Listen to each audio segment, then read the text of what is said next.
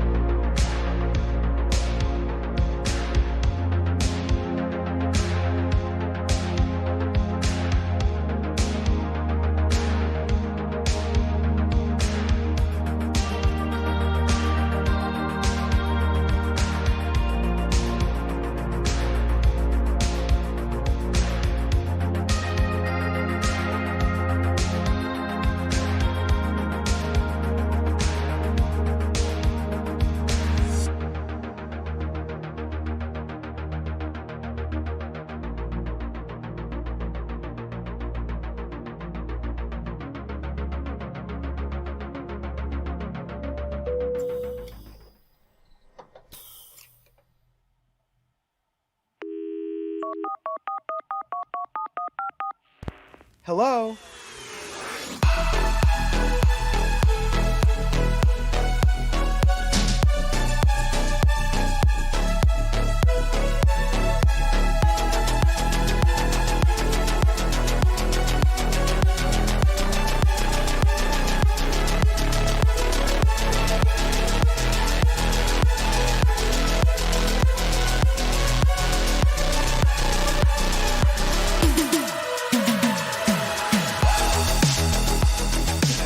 Peace. Hello, everybody. Welcome to the extravaganza that is the Fashion Bunker on a Saturday or, Sunday in some parts of the world. Hi, everybody. Welcome. Yeah. Welcome, Polly S, Lily MYBO, Madame Ross, Audrey Jane, Aisha, Kev, Franzman, Debbie, Selena, Gloria Recinos, Virtual Flower, T-Pal, Too Fast, Melanie Rice, Blah, Miss Jelly, Kev again, Epiphany, oh my God, it's a Gemma, Ollie, D. Higgybotham, Troy Kabita, 87 Givenchy. Hi, everybody. Welcome. Carla Thomas, Ellen. Hey, everybody. Welcome. So, listen, oh my gosh, what a journey this past week has been. First of all, I want to say thank you to my members and patrons because we are just coming out of one of the most intense pre-shows. Yes, we live stream every Saturday for Tier 2 members and Tier 2 patrons before the main show. And this live stream was over 3 hours long. So don't never miss out on these special live streams. Become a member or a patron today. Tier 2, access every month to the pre-shows, and Tier 1 members and Tier 1 patrons get access to the pre-shows the first Saturday of the month. So we had a 3-hour very intense exchange. It was mind-blowing. I felt like it was a cathartic process. I don't know about you guys. Thumb up the live stream if you're here, because because we got the 3 hours of intense pre-show does not mean we're going to be any less intense in the main show. Actually, boy, oh boy, I have been doing some digging. Yeah, guys, we got some breaking news that's going to be popping today. Hey, Catalina. Hey, Can Cardova, Blue Bannisters, Laurent Martini. Hey, everybody. Hey, Heba, Abdul Nasser. Blasses Dacob, did you hear the new Kim KT? No, I only saw on TikTok, from the Dolce & Gabbana dinner that she, the retouched photos and the non-retouched photos. That's all I heard. That's the last I heard. I got my drink and I'm sitting down, says Gloria Latinos. Hey, Smurfette 74. Y'all, I'm drinking coffee. Hey, Danny. I'm drinking coffee. Glad to be able to watch the live today. Oh, Laurent, glad you're here with us.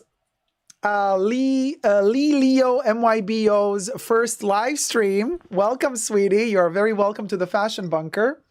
And, oh yes, Catalina, honey, it's cafe. Hey, Tyler, my love. How's it going, sweetie? Listen, it's been one heck of a week. It's been an intense ride. Seriously, gosh, where to begin? Okay, well, guess what? Let's begin with the beginning. The last live stream that we shot together, right after the live stream finished, right after I was done with the live stream, I get a notification from YouTube. Oh, this coffee's so good. Hold on. So I'm done with the live stream and I'm thinking to myself, because now since a couple of weeks we've had all of this drama going on, I'm thinking to myself, you never know. You end a live stream, who knows what sort of weird creatures are going to be popping out of the woodwork. Hey, James Nation. Oh, Kim K. Wait, so much for dumping Balenciaga? Wait, what happened? Oh yeah, sum up the live stream, y'all. Okay, I don't know what's happening with King Girl. I don't know. Well, anyway, I finished the live stream.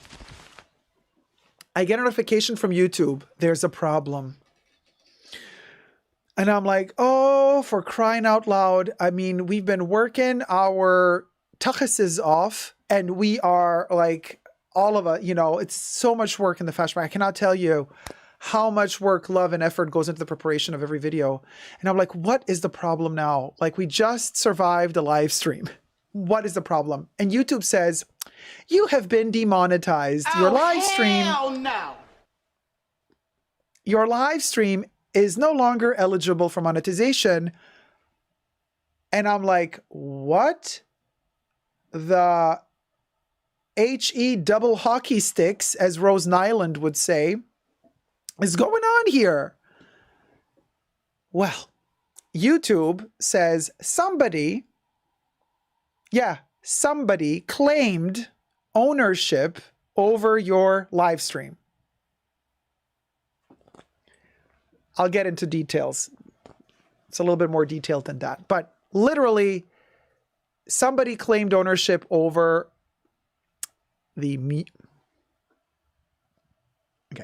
somebody claimed ownership over my live stream.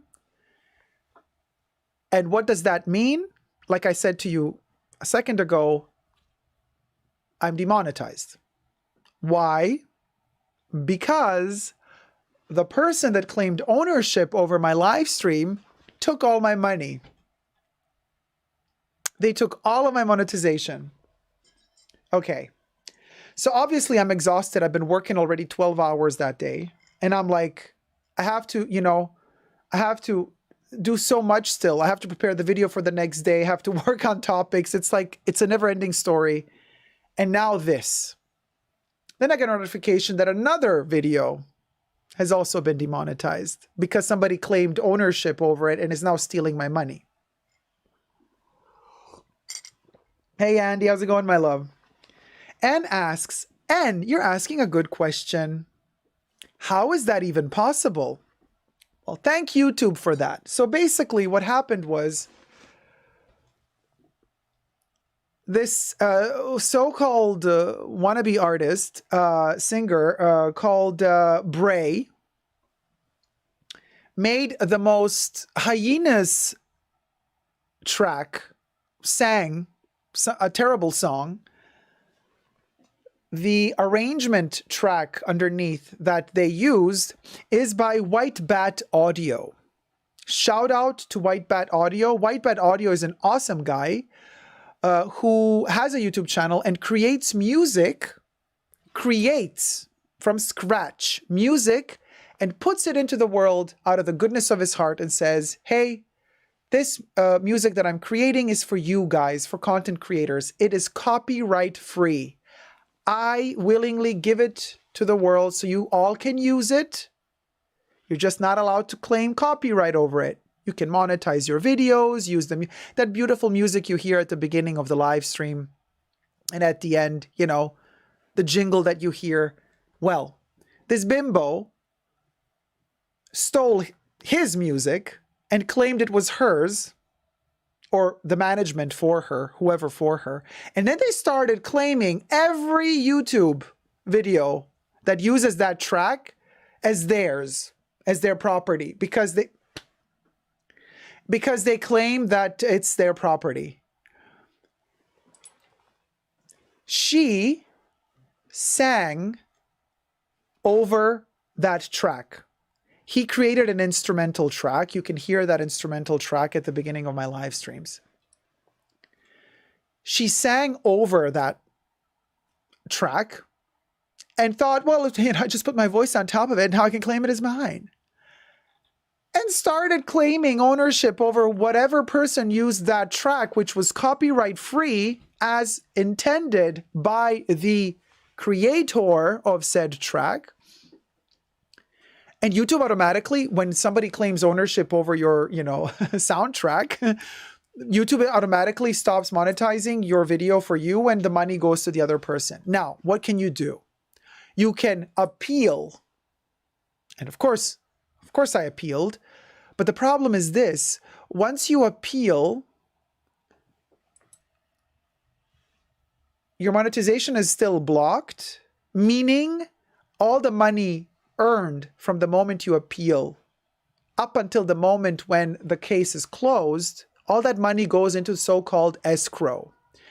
Escrow, in short, means YouTube keeps all the money and puts it to the side in attendance of the resolution of this copyright claim of the music in this case, which can take several weeks, months, depends, because when you claim ownership over somebody's soundtrack, YouTube automatically stops their monetization, and I guess they automatically believe you and the money is veered to you. Then I appeal and I say, hold a minute, that person does not own the right to that soundtrack, to that audio track underneath their voice. And I have proof because this person gave it to us for free. Then you have to contact the person who stole your monetization and tell them, hey, boo-boo, you do not own the rights to this track.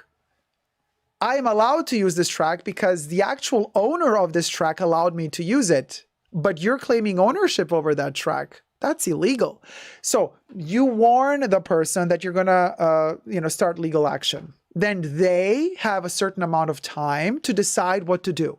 Are they going to say, oopsie, my bad, sorry, you can get your monetization back? Or they can say, no, honey, I'm maintaining all the revenue from your hard work on your live stream because I can. Well, then I contacted White Bat Audio and I said, hey, there's this person who's stealing your music. He said, oh, I'm aware of it. I'm also working against it to stop this. So, I write the message to this Bray person and I said, girl, So, but while I'm waiting for Bray to say, sorry, I get no money. Because all the money earned from AdSense revenue goes into escrow.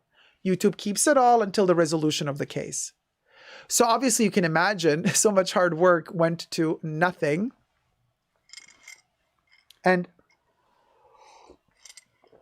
that was really, really a struggle, really a struggle. Again, this is one of the reasons that contributed to my insomnia, because I'm like worried, okay, how are we going to resolve this? But apparently enough people complained, and kind of reported this. And so finally today, I got the notification that my live stream is monetized. I'm out of escrow. I won the case. And this lady's video has been taken offline because she did something she wasn't supposed to do, because this is going against community guidelines. T-Pal says, sounded like a dog singing. There you go. She's stealing thousands. So, Gloria says she's stealing thousands of dollars, no doubt. Could you imagine? In the hopes, probably, I'm speculating here, in the hopes that a lot of content creators are not going to notice and they're not going to appeal. You can't do this to me because I will fight back. So messed up, says Jesus. Debbie says, anger is brewing. Oh, yes, honey. Hopefully everyone appeals and YouTube see what has happened. Yes. So today I got the notification. Hey, Julie Scott. Hey, James Nation. Hey, sweeties. How's it going? So they've given you all the money back to the start of the scam, right? The money that they sent her. This is a good question, Julie. And I've been also asking myself the same question because YouTube is not very clear about that. The thing is this. You finish your live, you do your live stream. My live stream is monetized right now as we speak, right? Money is being earned. Now, somebody claims ownership over the music and they claim the revenue, but I don't notice that they claim the revenue for, let's say, 5 hours. 5 hours later, I notice that they unjustly claimed my revenue. What does that mean? From that moment on, I appeal. That's the moment I go into escrow. But what happens with the 5 hours that they have claimed ownership over my video? That's something that I'm not so sure of, if they get to keep those 5 hours of AdSense revenue, or if it's retroactively given back to me if that person later on accepts the fact that they made a mistake. It's a question mark. Luckily enough, I think between me noticing and filing the complaint and the appeal, maybe 3 hours passed. So there's, you know, and then after those 3 hours, I went into escrow. Escrow was several days. And then now I'm out of escrow. So all those several days of escrow goes to me. Those 2 to 3 hours desperation time before I filed for escrow, I don't know who gets those 3 hours. This I don't know. I would hope it's me, that I get it retroactively. Also because her video is gone. The channel doesn't exist no more. So I'm like, well, girl, it's obvious something was very sketchy. Like this, yeah. But I would hope so, that retroactively I get to keep my AdSense revenue before claiming, before going into escrow. YouTube needs to investigate before demonetizing, says D. Higginbotham. Well, the video wasn't demonetized. The video was always monetized, but the money was just going to the other person. Can you believe? Oh my gosh. So anyway, if you wish to tip your host and help out the Fashion Bunker, because that's the only tip they can't take away from me, scan right here and click. Click. There you go. You're not obliged to, but if you wish, we're very happy. I have no shame to say thank you for supporting your host. Now, hey, Crybaby Uzagi, how's it going? Thumb up the live stream, you guys. So this was insane. You know, and a lot happens behind the scenes, honey, and I can't even say everything that's happening, but I have an update for my Rick Owens shoe debacle, okay? Now, the Rick Owens bootgate has a continuation. This is a doozy. Let me film this just in case I need to use it. Oh, you're already filming. Hold on. You guys, I have. Hey, Louis, thank you so much, sweetie. I love the timing. $6. Love the erection inspired background, babe. Wait, what's it say? Love the. Cha, did you say erection inspired background? Thank you so much, sweetie. Wait, but did I read that correctly? Where is the oh, resurrection background? Oh, gotcha. The resurrection background. Gotcha, Louis. Thank you so much, my love. Thank you. All right, let me film this moment. Oh, we're still filming? Okay. There is a continuation to the Rick Owens broken bootgate, or bootgate, Ricky bootgate. So, you guys, just for those of you who don't remember, I posted a video about the situation. Let me show you a little close-up of the brand new boots that I bought for the premiere of my movie Art Lovers Unite with Vivienne Westwood and Patrick Thomas that we were showing during the period of the Berlin Film Festival, 16th of February of this year. And I bought the shoes for the occasion, loved them to bits. They're gorgeous shoes. Rick Owens sliver boot in black, just divine shoe. They killed my feet that day. They were so painful to wear. And I was like, okay, well, I'm going to travel with them. I just put them in the suitcase, traveled with them. And then I'm like, okay, let me try to walk into them from time to time, just soften them up a bit. You know how it is with new shoes, especially particularly hard shoes. So I managed to wear them only 6 times because they are heavy and painful. You know, I'm usually used to wearing sneakers. So on the sixth day of Christmas, my true boot came to me. And what happened was, I'm like, oh, they're so painful. They're so painful. And then at one point I just hear like a crack and my foot sinks and I'm like, oh, it's weirdly comfortable now. And then I kind of dislocated a little bit my foot. I mean, I almost tripped because of course the whole thing broke apart. Look, after 6 times of wearing, here is the bottom of the boot. That's the heel. And then there's that whole sole that literally just like completely collapsed in itself. I kid you not. This is insane. Freaking sane. How intense this thing was. And I am glad I'm not in the hospital. I was walking back home and then this thing happened.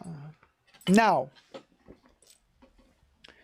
so I made a video about it and I said, you guys, I'm going to try to figure out how to do this. I mean, how to, return this.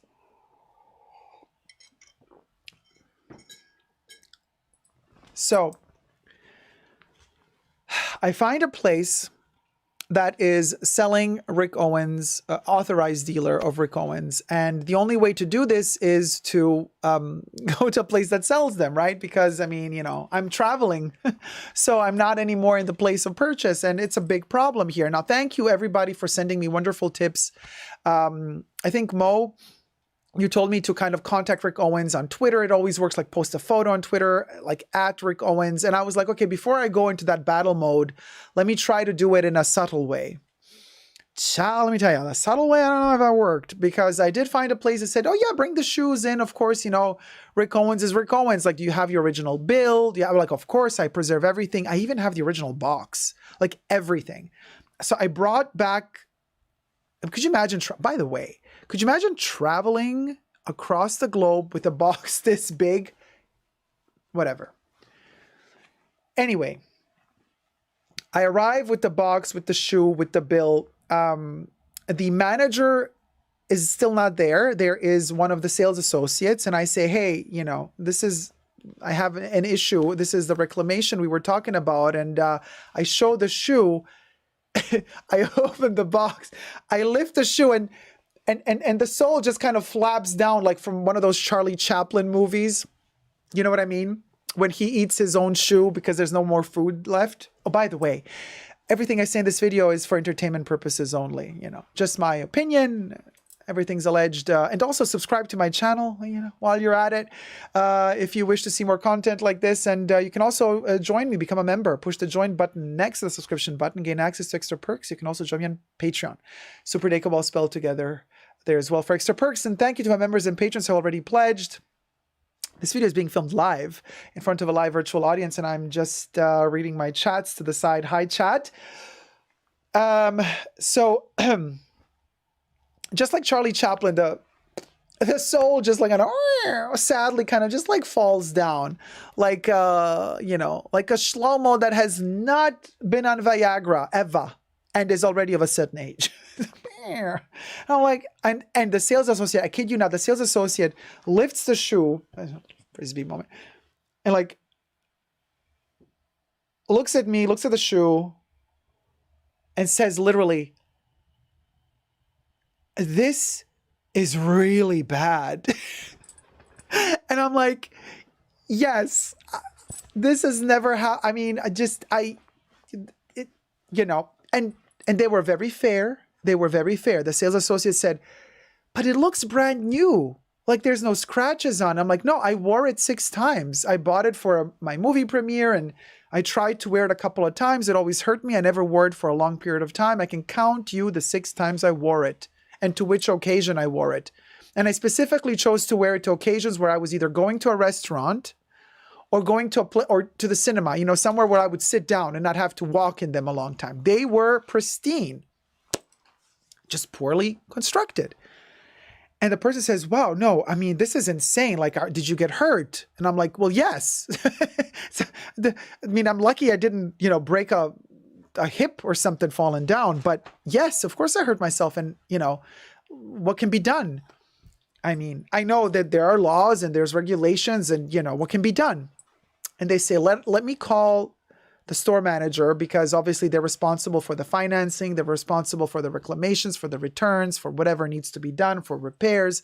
I'm like, okay, cool. I'm going to wait here. Took a while. The manager took his good time, And I see the manager approach. And as I see the manager approach, I'm already thinking to myself, oh boy, this is not going to end well. First of all, the manager looks like he's 22 years old. Somebody who just got hired and very eager to prove themselves and maintain budgeting, not losing any money because they want to grow. You know, when somebody's hungry, like starving shark that's so eager to make it, and you know, no matter what sort of dead bodies they walk over to get where they want to get to. That's the vibe. The shark was heading towards me.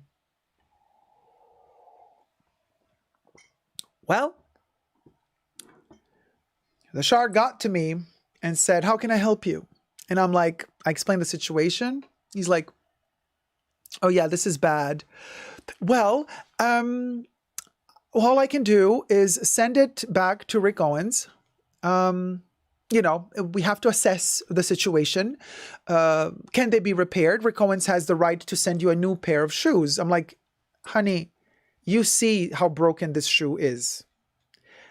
This is a production flaw. It's the construction of the shoe that is not right. The entire front part of the shoe is too much to the front, and then that whole part underneath before the heel is too elongated. Hence the whole physics of that's the problem. That the shoe isn't, it's conceived to look good on photos, now we know, but in real life, the construction of it isn't built to really sustain itself.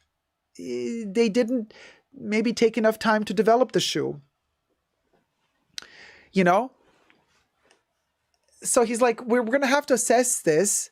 And then he says, and I'm like, "Yeah, but you can't assess what, I don't want to get the same shoe again." He's like, "Well, but then there's also another issue. You see, we have to assess whether or not they're authentic." And I'm like, yeah. So, you know, I called in, you told me I can come by, because you also sold this shoe. You know this model. I suppose you're working here. You see the original box they're in. You see my original bill. You see the actual shoe. You see its construction. You see how it's built and made. First of all. Second of all, I'm like, "Honey, boo-boo cha. I've been working in luxury fashion sales myself. And I can tell you one thing. The very rare and not so covetable or desirable Rick Owens sliver boot. Who the hell? I've never seen a replica of the Rick Owens sliver boot. Like, who would even want to replicate it? I mean, you know what I mean? It's like one of those shoes. It's not a popular shoe. It's not, you know, it's not the Kiss boot. It's the sliver boot. Like, literally, who would want, like, I'm like, "Girl, you want to do what? So you want me, so, okay, so I see. So you want me to leave the shoe here, so I don't got my money, I don't got my shoe, and I risk that you end up telling me 2 weeks from now, sorry, the shoe was not authentic, so we're not going to give you your money back." And Rick Owens destroyed the shoe because they deemed it non-authentic. I'm like, hell no. No. I want my money back. So I start literally arguing with this person about the law, the rights, and I'm the type of person who goes into protection mode. I don't go into attack mode, but I'd rather go into, okay, so let's say he's aggressive to me. He's really fast. Like, "I can't give you the money back. I will not give you the money back. All I can do is send it off." So, okay, you know, I can send it off. I can send it off. Here's my number. And he starts talking faster and faster and faster. And what I do, this is a technique that I always use, coming from PR as well. It's a classic thing. I just say, "I'm sorry, you're speaking too fast for me. I am not a lawyer. I do not know my rights perfectly well, but I have the feeling you are right now stepping over my rights. So slow down. You're being very aggressive right now. This is no way to treat a customer." And so I kept kind of, you know, like saying, like, "I'm not taking your crap. Slow down.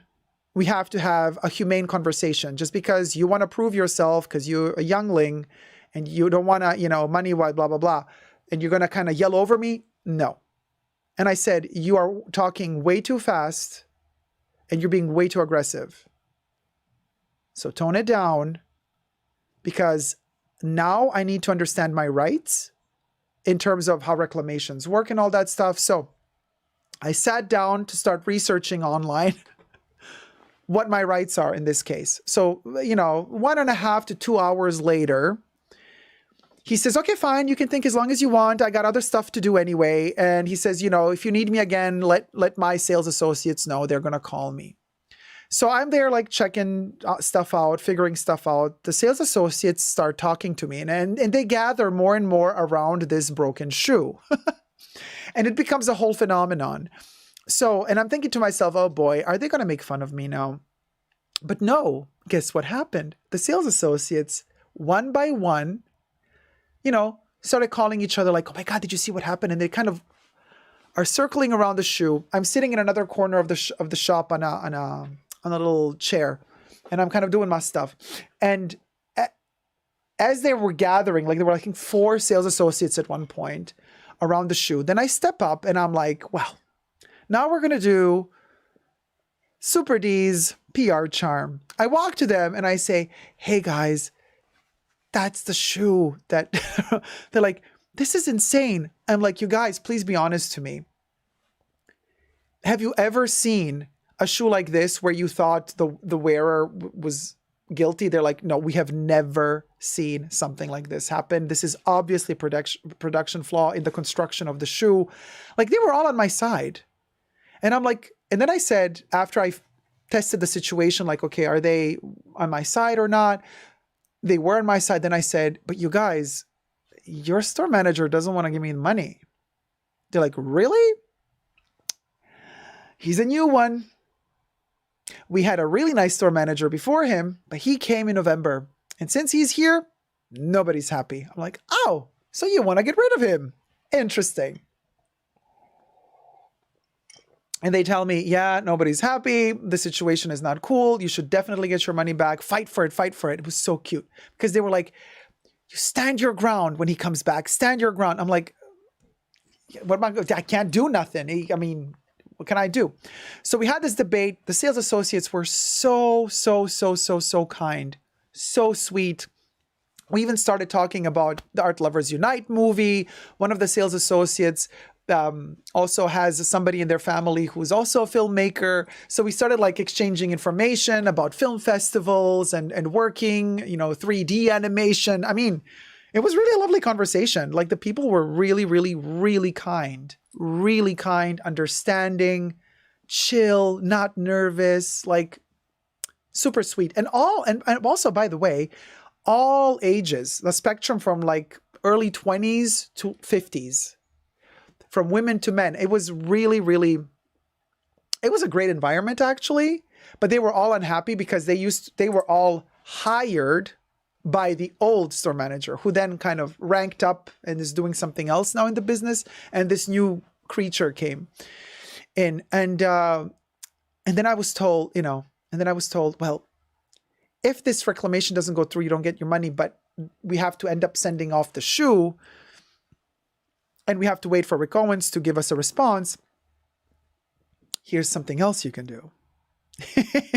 And they slide me the email address I should write a complaint to, where I list all the issues that happened to me. And they're like, write it because these are above him. I'm like, oh, thank you so much. It shall be done.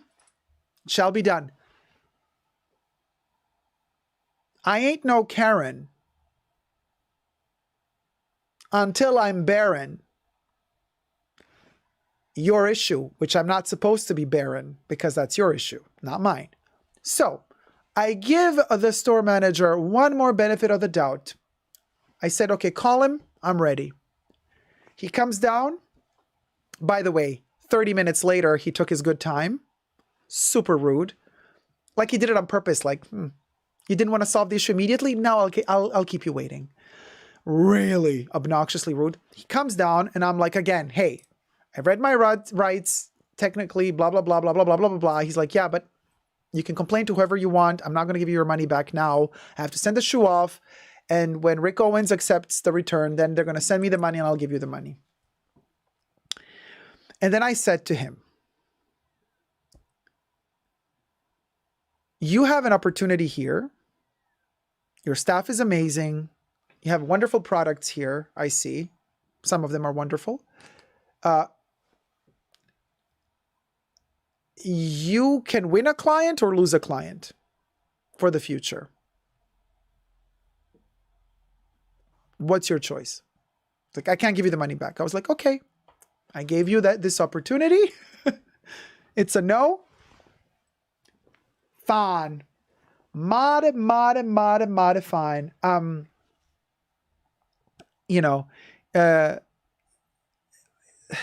He said, I don't want to give you the money back. He said, I don't want to give you the money back. I'm saying, you don't want to? He's like, no. All right. Thank you very much. I signed all the paperwork for the return of the shoe, that they're going to ship it to Rick. Rick then, but the problem is this, you guys, and the lady working there told me, the problem is a lot of these brands that we ship the shoes back to, they don't care. So they don't write back. Weeks and weeks pass and the brand just does not answer. You send the shoe back to Rick and Rick is like, oh, okay. And they keep postponing and postponing. So technically I was told at the end that I might have to wait 8 to 10 weeks to hear back. And that Rick might decide to send another pair instead of the money. And I'm like, but it's going to break again. Are you kidding me? So this is the situation we're at right now. The email has been sent to upper management. I'm going to keep you posted what happens next. As of now, I don't have the money and I don't have the shoe anymore. But I did send the email. So next step, if I don't get any reply as soon as possible, I will be doing the Twitter thing and saying like, hey, Rick, what gives, girl?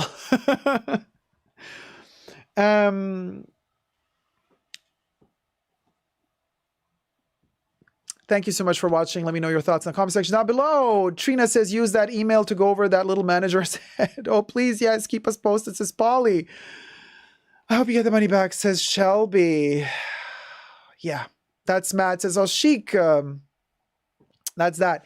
Y'all, thank you so much for watching. Let me know your comments down below. And subscribe. That was the shoe update, y'all. And we're going to go into round... Well, this is round 2, right? We're going to go into round 3. As soon as I know something, I'm going to let you guys know. Hey, Val. How's it going, my love? Julie Scott says, this just seems to be the world lately. The more you pay for something, the worse the customer service that you got. Not only that, but the more you pay for something, it seems the worse the quality it is. I like it. This is the insane thing. Did not realize this reflects badly on the brand. Completely, Smurfette. Completely. 300 people here. Come on, thumb up the live stream, y'all. Whoop, whoop. Thank you for being here. Thank you so much. Support the channel. Bubbles has created merch, by the way, to also help support the channel. This is the first AI-generated merch of the Fashion Bunker ever. Yes, Bubbles the bot is our moderatrice in the chats, and Bubbles has created AI-generated merch. So we have Super Upabakio Stupi Supbo Boaba. And this is basically Bubbles doesn't know how to spell yet in this font. Bubby Sober Bub Subi Beer. I think Bubbles is trying to spell out Super Bubbles. So cute. Bubbles is literally still learning. And Bubbles is trying to spell out Super Dacob, but also Super Bubbles. But it kind of does what it does. And and it kind of visualizes. It has a little dinky in this one. Look at that little tiny thing under the bub. It's adorable. Tipa says, my AI Bubbles tea came in and it's so darn cute. Oh, Tivo, I'm so happy you got yours. Bubbles the bot at your service today to share some news in a humorous way. Super Dacob's merch is now on sale and you don't want to miss this tale. Get your hands on shirts and hats galore with the promo code FRIENDS and FANS25 you'll score. And let me tell you, they look so fly, you'll be the envy of every passerby. So don't wait, don't hesitate. Get your super Dacob gear before it's too late. And with Bubbles as your trusty guide, you'll be the coolest cat in town. Take it in stride. Oh, and she just ends there. Bubbles. You gotta love Bubbles. And yes, there is a special code you can use today as well. They use the code FriendsAndFans25 at checkout to save 25% off your merch only on www.superdacob.com. This is an offer provided by Teespring that manufactures the shirts. So they are taking the hit, the 25%. They're not going to charge me for it. They're going to take that off of their own revenue, which is really cool. It's the least they can do after all that shenanigan situation they did last year with the lacking payouts. So Bubbles is completely freestyling Keotinari. You best believe. You best. Bubbles wearing a bib says. Yep. It's a very Virginie VR moment. Bubbles bub, Bubbles bib. Oh, Lily Smitty. Thank you so much for the tip, sweetie. Lily Smithy donatait de $20. Here you buy some coffee non. What's it say? Thank you so much, sweetie. What? Let me read the text again. Bubbles is too low. I can't read. Oh, here you buy some caffeine on me. Some caffeine on me. Thank you so much, my love. I'm going to buy a lot of coffee. Much needed. Sipa Buaba, aka Berry Soup and Bubbles, AI language, says Tipa. Exactly. Kev says subscribers can also redeem points for discount. Kev, thank you for mentioning this. Yes, you guys, the longer you watch the live stream. Hey, Jason, how's it going, my love? The longer you watch the live stream, the more you chat, the more you interact, the more points you earn automatically. Bubbles assigns points. You can redeem those points to either play games with people. Yeah, you can play games in the chat as well on my channel. You can also redeem GIFs and play little animated stuff here on the channel, but you can also redeem those points to get discounts on the merch. Now, for now, you can get the 25% discount, but when this 25% is not available, you can still get 5 to 10% discount using your points, 200 or 400 points that you collect in the live stream. So there you go. Hubby was just, what the hell, says Lily Smitty? He heard the AI. Yeah, Bubbles wrote that text, by the way, on her own or on its own. Well, we don't know what Bubbles is, but Bubbles is Bubbles. What can I tell you? I think if you use American Express, they will refund your money immediately, and then they will argue with the merchant, says Julie Scott. Right. Lee Zaki Tever says, I'm still waiting on mine. So excited for it. Yay! I'm glad you guys are liking it or anticipating liking it as you ordered it just newly. What did I want to say? Oh, right. Rod. Well, listen, I'm not, to each their own. We don't really do politics here and religion. If you're religious, more power to you. I respect you. If you're not religious, more power to you. I respect you. But Easter can be seen as whatever you want it to be. I see it as a moment to eat chocolate and break my sugar diet. Okay? So, the Easter Bunny. Oh, D. Higginbotham, loving the live stream. Thank you so much, my love. Look, the Easter Bunny is right here. Whoopee, whoopee. And the Easter Bunny has brought sugar. So we are definitely going to have a little Easter Bunny moment. It's a cute bag, right? Right, Ellen? Yeah, Bunny is a rider, honey. I can't believe just... Oh, Lily Smitty. Oh, yes, we're going to have Hermes drama. You best believe we are. Joyful Remorse says, I have not had enough Cadbury cream eggs this year. Oh, honey, one can never have enough. Sheila says, I still love the bunny bag. Isn't it adorable?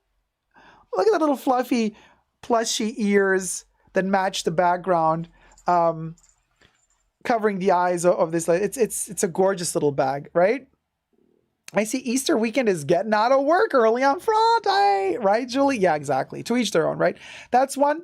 To die sugar overdose, sweet and slow, unalived, says Selena. Well, let me show you. Thank you so much, $10 sweetie. super chat from the Higginbottom. Loving the live stream. Yes, queen. Thank you, sweetie. Hey, Caleb. Oh, honey, there you go. Of course, we're going to start with the dirty talk immediately. Oh, someone ready to hunt for eggs. Oh, honey, we always ready to hunt for the eggs. Check this out.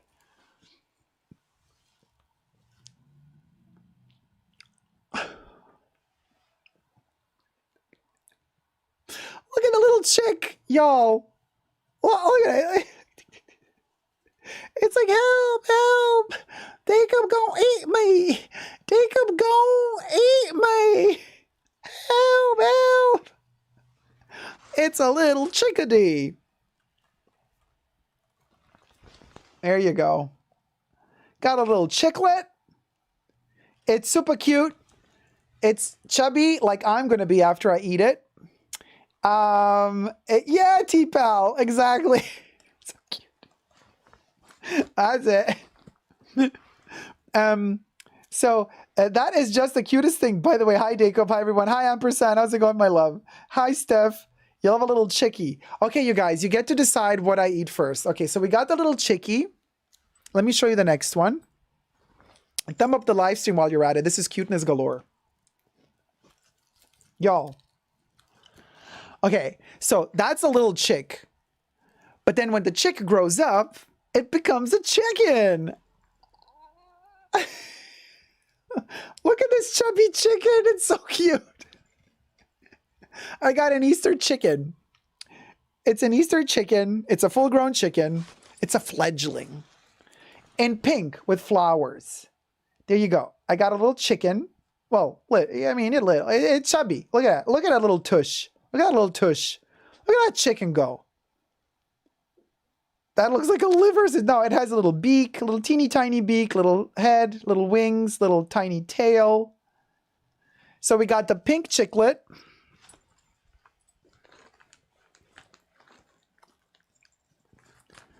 Then we also have this option here. She need to go, says Val. She need to go. Pop-up chicken, says Caleb. Yeah, Andre, it is. Ah. It's a blue chicken. I think this is something Caleb would like. It's kind of like your blue jean Birkin. So we got the blue chicken. You see it has an eyeball. The logo is actually the wings. It has a little golden crest at the top, golden beak. This one is adorable. It has a little hole there, a little bit of chocolate poking out. The blue one cute, right, Anderson? I know, it's cute. Yeah, it has the bowl cut. Yeah, jizzes. It got a little bowl cut. Oh, there you go. It got a little bowl cut. It's a punk. It's a punk chick, okay? It's a punk chick. Yeah, it's a punk chick. And then, last but not least, darlings, we got the classic. You can't have all these chickens without the bunny rabbit with the little bunny bell. Oh, whoa. Okay, girl. Okay. Well, the bunny jumped on the bunny already, if you know what I mean. Yeah, the bunny's like, yeah, squeak. Look at it go. It literally was just like, bloop. Okay, so it's a bunny on a bunny type of action. So this is a lot of chocolate, all right? So I think this is a little bit, it's very heavy too. It's a bit much for me. It's adorable, but I want to say maybe we should like, I don't know. You guys choose. What should I eat first? Eat the liver chicken, says Jizzes. Eat the bunny, says Lily. Oh, yeah. Gloria says, yeah, eat the bunny. Do we like to start from the ear or the ass, asks Kev. Well, I want to say, as long as they're both clean, it doesn't really matter. Deacon Botham says, pink chicken. Yeah, eat the pink one. She's giving nothing. Oh, Vel, oh my God. Okay, that comment wins. Vel wins with the eat the pink one. She's giving nothing. Vel is like disillusioned. The world is over. Oh, Jason is like, chick, the bunny first. Eat the chicken, says Trina. I always start with the ears. All right, let's eat. No, I love that comment. Vel wins with the, she's giving nothing. It's like drunk talk. Eat the pink chicken. She's giving nothing. And another thing. Bam. Okay, so be it. So be it. The bunker hath spoken. The funniest comment wins. I'm going to eat the pink chicken. Poor pink chicken. It does have a beak, though. If you look really closely, you see it has an eyeball and a beak. It's a very Y2K chicken, isn't it?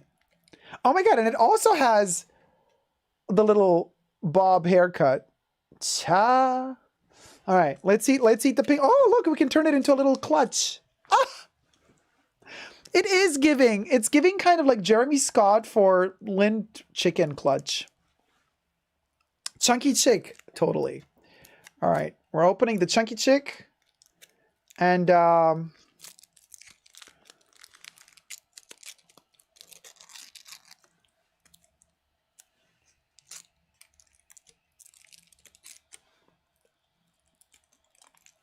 cha. Ah.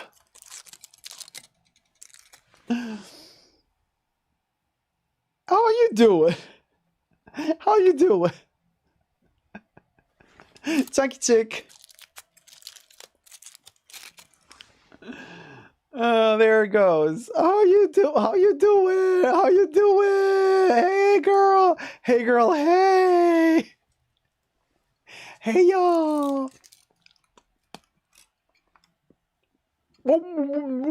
It's trying to talk. Uh-oh. Methinks me decapitated the chicken. Uh-oh. I ate the chicken. I did it myself. Yeah. Yeah.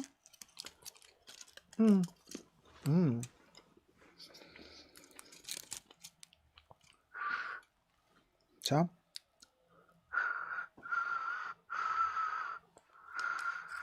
I thought it was going to whistle, but it didn't. Hold on. Oh boy. I have spread the gospel of the chicken all over my front. Hold on, you guys. We have to clean up the little bits of chocolate. All right. All right. Okay. It's like a very, very simple milk chocolate. But you know what? Oh, damn, I don't have any more coffee left. It does hit the spot. It gives me a boost of sugar rush.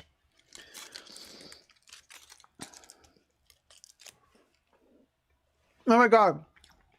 Jesus. I didn't think you were a Zelda fan. Chicken Ocarina era Dacob. The Ocarina of Time, Zelda, if you know, you know. Oh.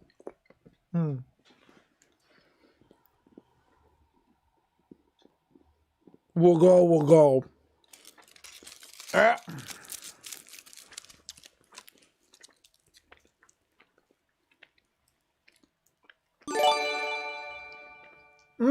Mrs. Bloom, thank you so much for buying the hoodie. This is all that remains of the chicken.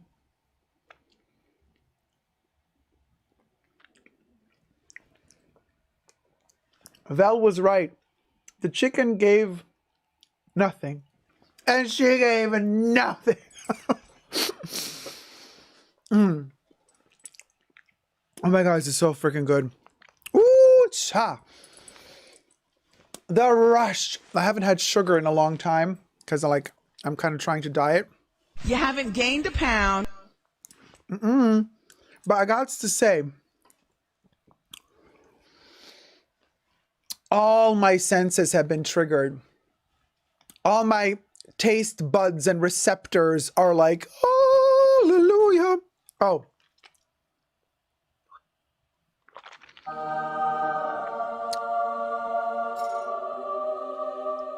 And I got this. Oh, pardon me. It spoke from within me. Listen, it spoke from within me. It spoke from within me. Oh, pardon you. Jesus came. Yeah, hey, Louis. Oh, Jesus came. I'll have two now after seeing the You Go Girl, Vel. Haven't had sugar since those donuts, says Teep. Oh, those donuts. Yeah, exactly. Yeah, Debbie says, get something before work, Vel. Yeah, get your energy up, girl. Jason says, I had me some salted caramel chocolate candies from Easter Price. Oh, Esther Price. A local homemade chocolatier. Love it. Love the salty and the sweet combination. Jenno says, I'm fighting the temptation right now. Chocolates. Not today, chocolates. Not today. Vel, don't let time stop you from having chocolate. Don't do it. Aphrodisiac, watch out. I know, totally, right? Yeah, Polly says, I understand now. Time zones. Oh, because Vel is in the Australia, down under. Diet tomorrow, says Blue Marine, right?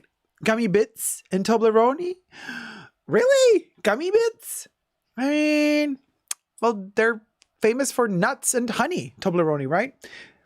Whatever those things in it are, those are little tiny nuts. Toblerone has little tiny, like honeyfied bits of nuts. I don't know if almonds or something. Toblerone, no, it has. Yeah, Lint is your go-to. Yeah, Jason says gummy nut. There you go. Okay. We're going there. Well, listen, since we're going there, we're going places. Give me them lint balls. Cha. Oh, sister, you best believe. The bigger the better. Huh? All right. I'm taking you on a journey. Chocolate gargoyles, says Lily Bond. Dork-sodded! The this and the that and the gargoyles. They're all dork-sodded. If you know, you know. I'm taking you on a journey. Oh, but before, let me just say this. I'm still completely obsessed with the idea of cutting together all the luxe YouTubers who unbox their bags and then they do their ta-da! Oh, da, da, da, da, da, da. Just like combining all of those, like we have to do this. I need an editor. I need an editor. I need an editor. I need an editor. I need an editor. Somebody who's going to go through thousands of boring unboxing videos and catch every moment some YouTuber says, oh, la, la, la. We need a compilation. We need a compilation. Can Bubbles do that? I've tried. I've tried an AI editor, but it didn't go well, you guys. The AI editor is like, who said what, girl? What did chicken cross the road? No. Cut. Find me the bits where this and this happens. Okay, chicken. No, where people. Anyway, I mean, talking to an AI is literally like talking to Siri. Still, really, like you don't get really far. It's kind of difficult. Loves it. Sugar Rush. Yes, Andrea. Okay, so one of the best rushes. Loves it. So listen, we're driving. Okay, I have my little Hermes wheel, but we are in an airplane. This is the next story. So the sky, something is a brewing in the sky above the fashion bunker. Hermes is a mess. But it claims somebody else is a mess. Honey, somebody who works for Hermes.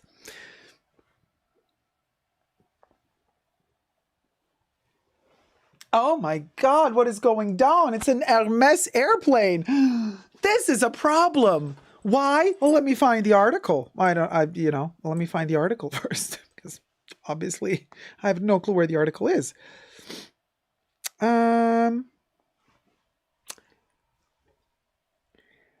PaddleYourOwnCanoe.com spilled the beans on this one.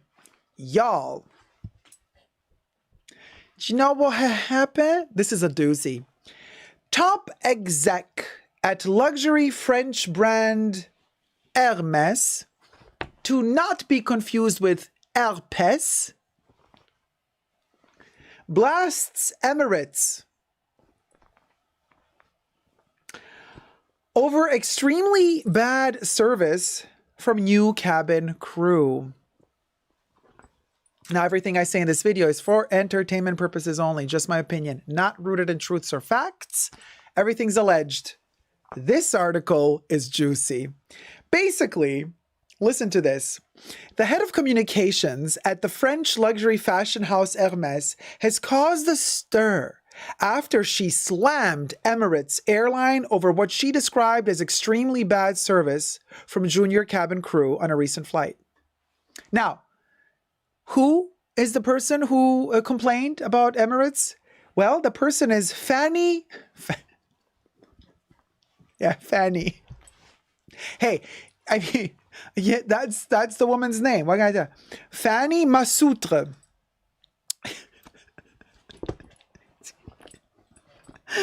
Okay, so Fanny, who has worked for Hermes for nearly 11 years and is currently based in Dubai, go figure, took to Instagram to blast Emirates and, in her opinion, the declining level of service that the airline offered. And here is now where the article quotes what she has said. You are becoming extremely bad in service. Your staff are now all juniors and new without even training them properly for the manager roles. Oh, honey, Fanny was pulling a major Karen. And it's kind of funny that Fanny was pulling. Anyway, subscribe to my channel, by the way, before we get to the juiciest part of this story. Thumb up the video if you're enjoying it. And push the join button next to the subscription button. Become a member today. Get access to extra perks. You can also join me on Patreon. Super Dacob all spelled together there as well for extra perks. Thank you to my members and patrons who have already pledged. This video is being filmed live in front of a live virtual audience, and I'm kind of eyeing the chats on the sidebar. Andre is saying, don't mess with Fanny from Hermes. Oh, little rhyme. Don't mess with Fanny from... Love it. Yes, it's a vibe. It's a vibe. So listen. Then she goes on, listen, the rampage goes on. It's a shame to let the image of your company reach this level of client service and experience. Reiterating her point, Fanny wrote, after 12 years of traveling with Emirates, I never reached this level of disappointment. Very bad, all spelled in capitals. Like, you know, when you spell all in capitals, it's like you're screaming on social media. Very bad at Emirates. So then the article explains how Emirates have been trying to recruit new workers. People don't want to work. They're trying to recruit. They hired more than 6,000 new cabin crew since the start of 2022, and they're scouting for new flight attendants. The potential new recruits are being lured with the promise of a tax-free salary. How does that work? One doth wonder. Pardon me. Free accommodation and generous travel benefits. Generous travel benefits? Like, girl, you're literally working as a stewardess on the airplane. That's your travel.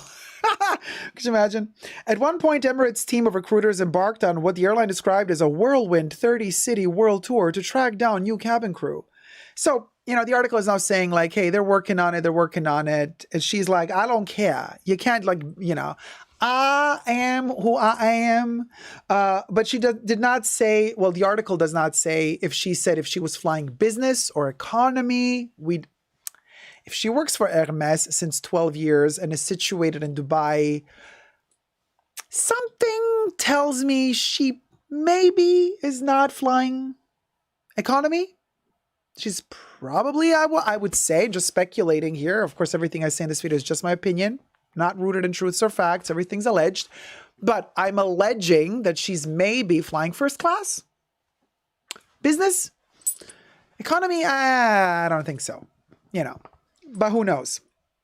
Masoutre did not say which class of cabin she was flying, but in general speaking, Emirates has dedicated business and first-class flight attendants who have spent several years honing their skills before being allowed to progress their careers.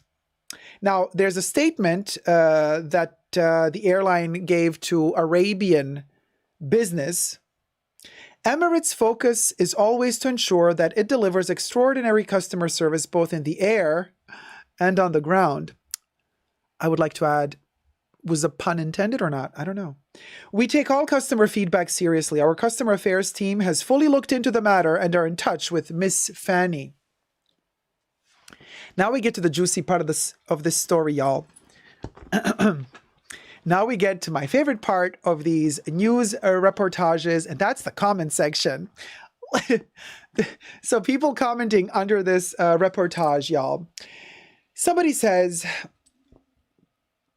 if she thinks Emirates is bad, then she should try one of the other airlines.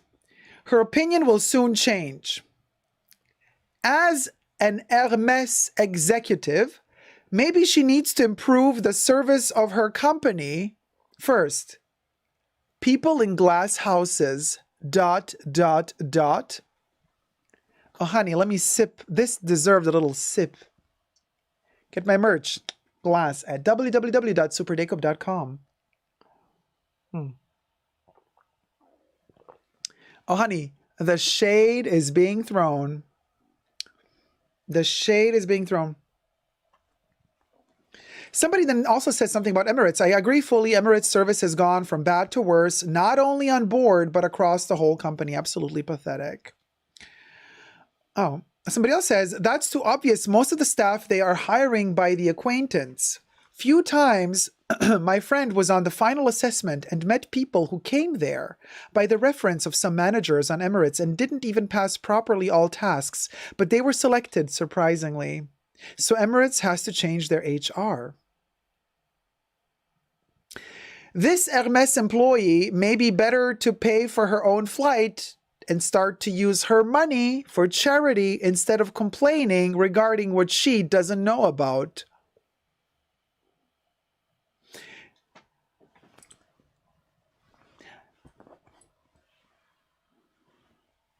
The Hermes frisbee of shame. Shame. Somebody else said, wow, that's a classic calling the kettle. Hermes is infamous for its rude, condescending service. Shame. Shame.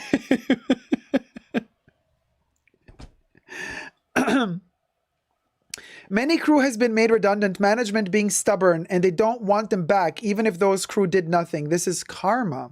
So some people are also upset with Hermes. Some people with Emirates. Somebody says, I've stopped flying it with Emirates after experiencing poor performance by staff at Dubai Airport. Dubai Airport is becoming a traveler's nightmare. Catalina in the chat says, it's hard to feel any sympathy when there are no specific examples cited. Sultan Al-Mansouri, that's the thing with those French living in Dubai. They get used to the luxury and they develop this non-existing sense of self-worth. Ooh, ooh, that read. Ooh, that burn, honey. Living for that burn. And then Sultan Al-Mansouri also says, anyway, she's not an exec or something. She worked for the franchise. She's just Middle East PR. Yes, bloggers and all. Oh! Even more shade being thrown. Sultan Al-Mansouri goes on, says, she can try France Airways. Or you mean Air France, right? Paulia says she can try Ryanair next time. Hermes, Ryan Hermes Air. The brand didn't do anything fanny. It's just one person. Fanny sounds like a good time, says Jason. Yeehaw! Well, you guys, let me know your thoughts in the comment section down below. Do you think that Hermes is going to contact Fanny and tell her, girl, you should not have done... We are an elegant, quiet luxury brand, darling. We do not do stuff like this on social media saying that we work for Hermes and like, you better treat me with respect because I work for Hermes. Like, we don't do that. So if I were Hermes, I would contact her and say, honey, don't do it. Don't do it. You had an issue with them. Tell mama what's wrong. Tell mama what's wrong. Yeah. Okay. Uh-huh. Okay. That's nice. All right, sweetie. Don't worry. We'll cover all the costs. By the way, here's your 30-day notice. You're fired.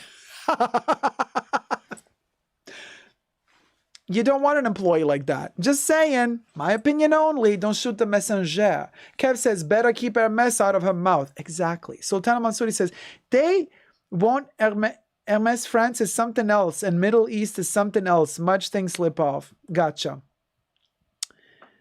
I would also like to know, Nettie. Nettie says, I'd like to know what exactly they did wrong. The article doesn't state. No more Birkins for Fanny, says Andre. Aw, Janie, thank you for becoming a patron, my love. And you guys, consider becoming a patron and never missing out on exclusive footage and content. And until next time, let me know your thoughts down below. Thumb up the video if you liked it and subscribe. Bye.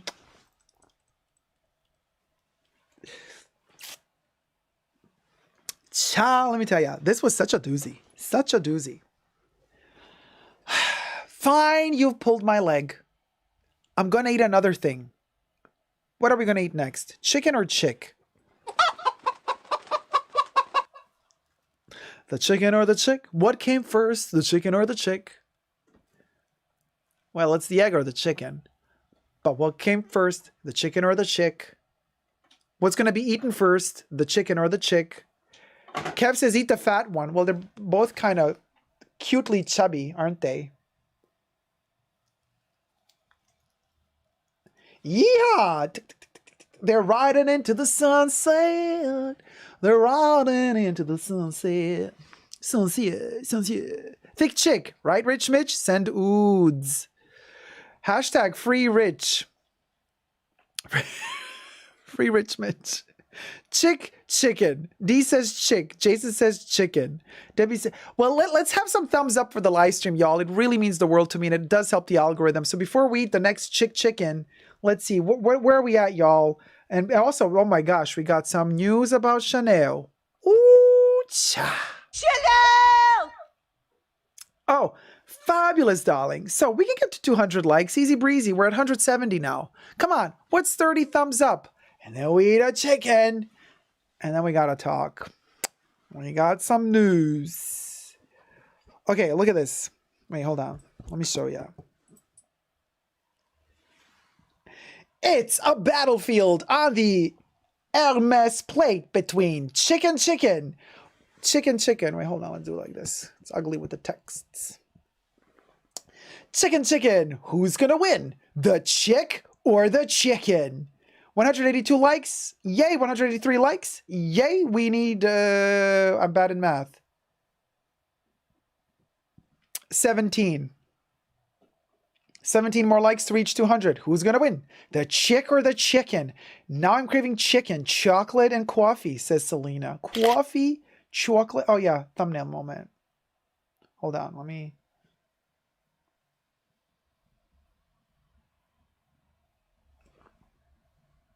Cha.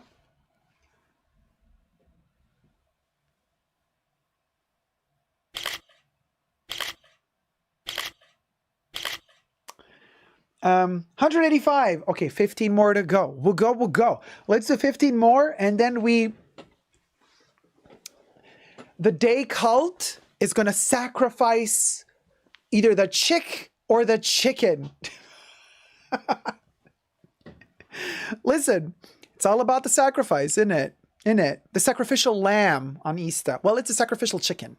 So it's part of the heritage, it's part of the tradition, it's part of the cuisine, and as Bubbles says it, a cuisine.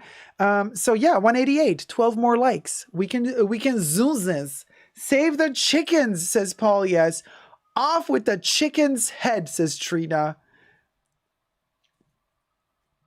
What a cute pair. And on the elegant Hermes plata, says Ampersand. The chick matches the Hermes plate. Eat it. Oh my God, Andre, you are my people. You are so sarcastic. This is beyond. I'm loving this. Off with the chicken's head. Hello, everyone. Hey, Fantomet. Fa. How's it going, sweetie?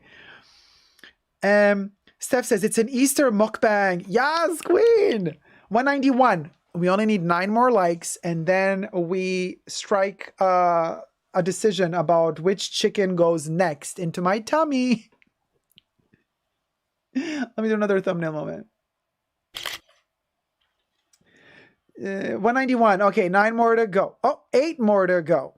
Chicken butt. That's right, Lily Smitty. Chicken butt. Yeah, Terry Joe is a persona. Yes. KPWHU. The bloodlust is real. The chick is cute. Eat the chicken, says Famika. Polly says, eat the bunny. The bunny's really big, y'all. I can't eat the whole bunny. It's a lot of chocolate. Like, the bunny is double the size of these things. You know what I mean? Maybe I can nibble on the bunny later. I can start nibbling on the bunny. And we can choose if we want to start from the bunny butt or the bunny ears or the bunny nose. Hey, Antonella, how's it going? Dacob, the makeup is gorgeous. Oh, thank you so much, sweetie. I did a whole tutorial in the pre-show from scratch. No makeup on. And then we did the whole thing step by step. So if you want to see that, become a tier 2 member or a patron on my channel. 195. 5 more likes to go. And you can tip your host right there. Eat the bowl cut. Oh, Vel. Okay. Oh, again. So you're saying the pink one didn't give anything. And now the blue one ain't giving nothing either. Val has something against the chickens. Val prefers the chicken. Oh, Julie Scott. Thank you so much, my love. Roulier Scott donated $6. I am claiming ownership of the chocolate chicken.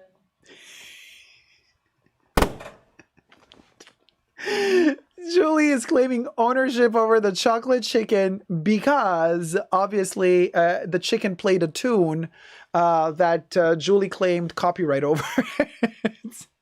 Julie wants the chicken, the chocolate chicken. She's fun, but can be messy. Not sure what the real person is like.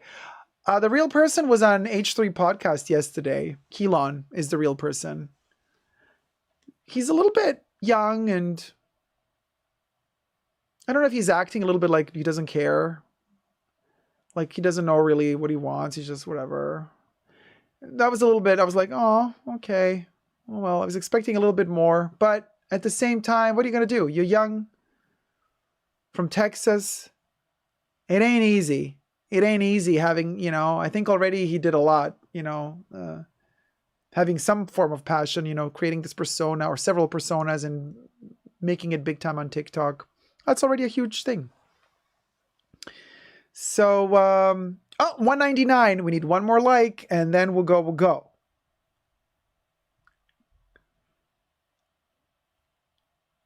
One on the non. 200. 200 locks. Wow. Right.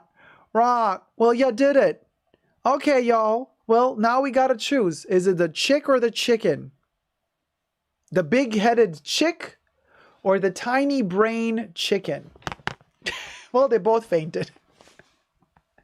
Okay, again, we're gonna do another chicken, I see. Most people are saying chicken. Everybody wants to save the chick because the chick is cute, right?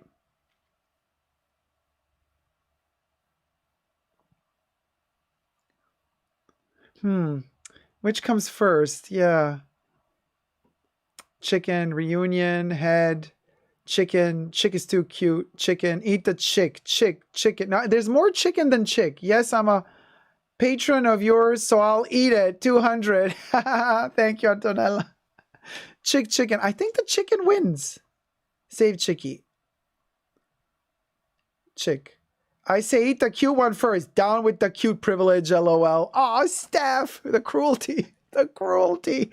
Chicken. Mystical is like chicken. Chick.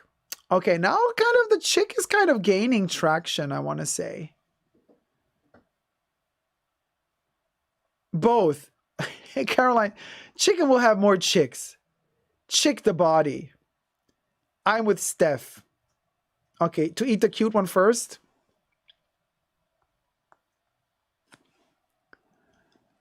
Oh my God, Julie Scott also says chick. I'm making chicken soup. All right, let's do a poll. Hold on, let me post a poll. Which one do I eat? White chick or blue chicken? Oh, I'm gonna post a poll. Hold on, you guys. You can vote, and then we know exactly who's gonna win. Oh, I'm posting now. I'm gonna post it in the chats, y'all. Here goes. All right, there you go. We posted a poll, y'all. You can vote. We are a democracy. In this, a fashion bunker, we are a democracy. You get to vote. You get to choose. Are we gonna eat the chick or the chicken? Slight difference. Same, but different. Here goes. The vote is open to everybody. Citizens and non-citizens. Everybody can partake in the eating of the chicken voting. Oh, Tom Ford? Oh, I can... Oh, Tom Ford, I am very, very serious voice. I am a dude, a man's man. I am mask for mask. I create fashion for very heterosexual looking men. You can vote for the chick or the chicken. I have designed both of them. Quite frankly, I would eat both. I recommend you eat both. But I'm a real man, so I'm gonna eat, I'm a top. That's Tom Ford. Okay, that's Tom Ford. Yeah, of course he's gay, Selena. Duh. Thank you, Rachel. You love the blush? Thank you, my love. Yeah, we worked long on this blush today. We worked long on the blush. And also, I want to say thank you guys for complimenting the makeup. It really means the world to me because as we've seen in the pre-show, it does take almost 2 hours to do. But it looks kind of like chill. But then I receive like criticisms on my channel. People write like, you look awful. You looked better when you had short hair. When you had no makeup. You was a man. Now what is you? I'm like, really? If you're going to ask that question, you don't belong here. Because that means you're literally homophobe. And just says, once he said that men should not wear deodorant, but let it stank and wear his perfumes. Well, yeah, if you wear his perfumes, you will stank. Oh! How dare you? So yeah, it's either the white chick or the blue chicken. I'm going to show you up close. Let me cover my eyeballs so it focuses on either one of the two. So yeah, the blue chick, I guess the blue chick farted and it broke its outfit. So there's a little hole next to its butt. So you get to see the chocolate through the wrapping. And the chick is like shy and being like, don't eat me, I'm cutesy. But I want to say, let's end the poll, you guys. Let me see the results. Wow. Well, what do you know?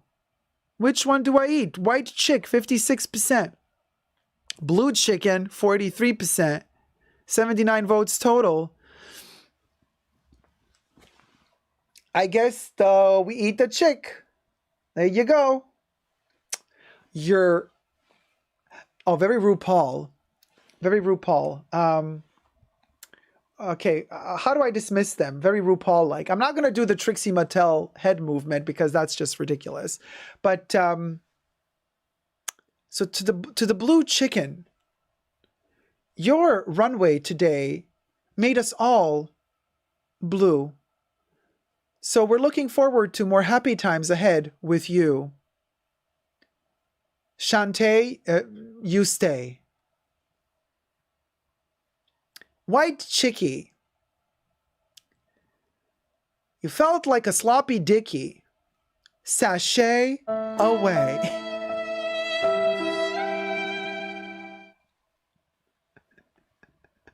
Sloppy chickie, you felt like a sloppy dickie. Oh my God. Sashay away. Ah. All right. I'm gonna open the chick. Okay. Since it's Easter, might as well.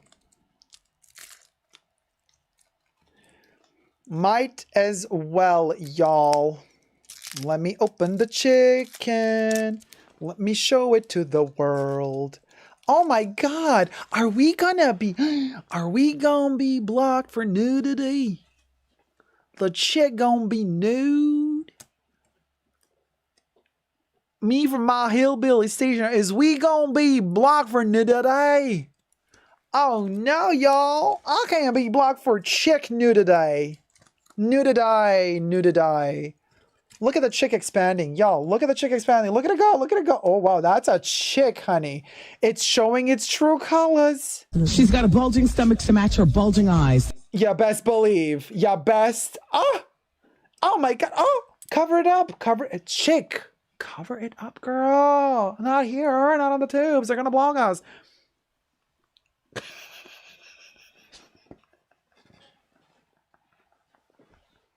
Oh my God. I'm going straight to jail. Straight to jail, y'all. Like, such an innocent freaking chicklet, and we had to turn it into something so nasty.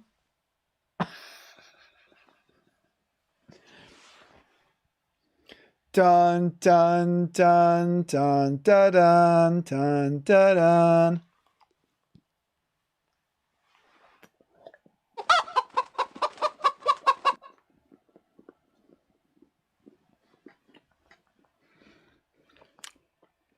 That's a big hole you got there, Miss Chick. I was expecting a tighter hole, but this hole real big. Ma, Miss Chickie. Well, you got a gaping hole.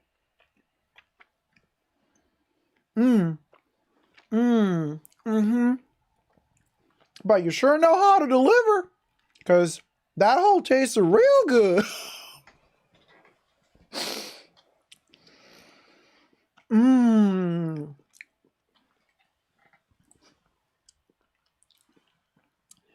Why, my mom, Miss Chickadee Chickie, I haven't had such a good tasting hole in a while.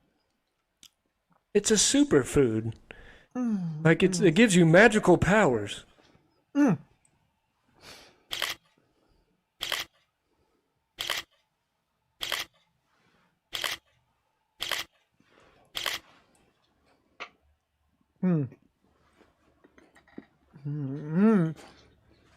Trisha paid us. We'll do this.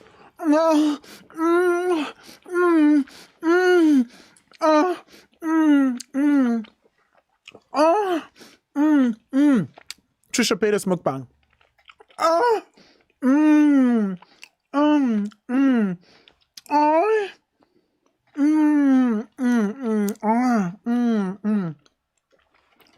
That's Trisha. We love you, Trisha. Very Okay. sexy.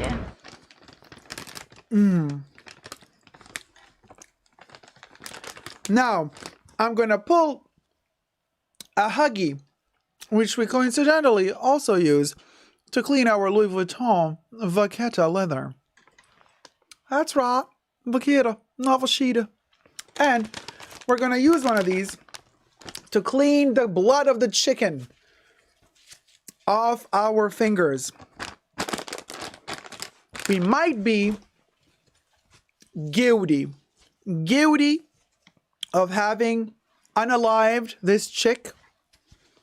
We might be guilty, but we ain't gonna remain stained and tainted. We clean ourselves. Don't forget to lay in your chicken floor.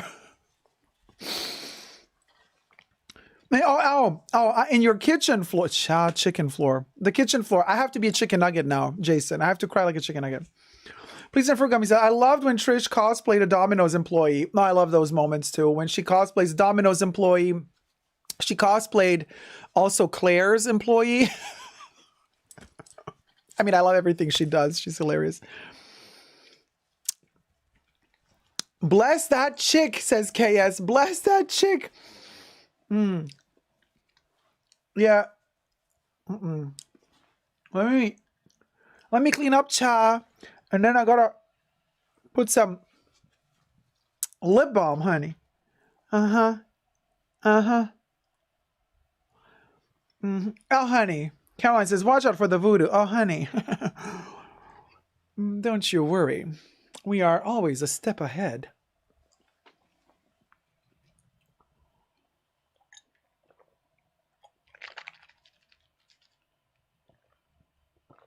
Chickens are doing a price increase. That was 1,000 of chicken. Well, good that I ate this chick before the price increase. Speaking of price increase, we got another tragic topic to talk about. And this one, child, let me tell you. Hold on.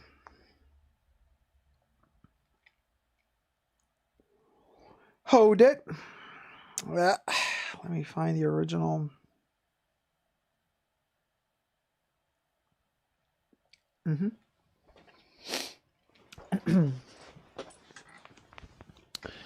Oh my gosh, you guys. Chanel! Chanel! Chanel! Well, you guys, I got pretty sad Chanel news to share with you.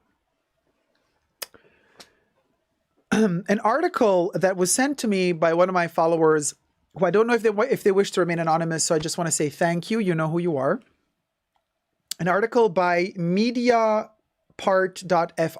I will be posting it down below, so you can link to it. It's pay-per-view article, right? So unfortunately, and it's in French, so it's a lot of things. So if you want to read the full article, you know, I'll provide you the link down below. I don't earn any money from the link. It's just that it's a magazine that you have to pay to read. So anyway, I read the article, and boy, oh boy, it ain't good because, well, it ain't good. The article is written by Victor Fievre, or Fevre, Fievre, and then Victor, Victor. Thank you, Victor, for your reporting. I think this is important because the article, I've tried to translate it into English, you know.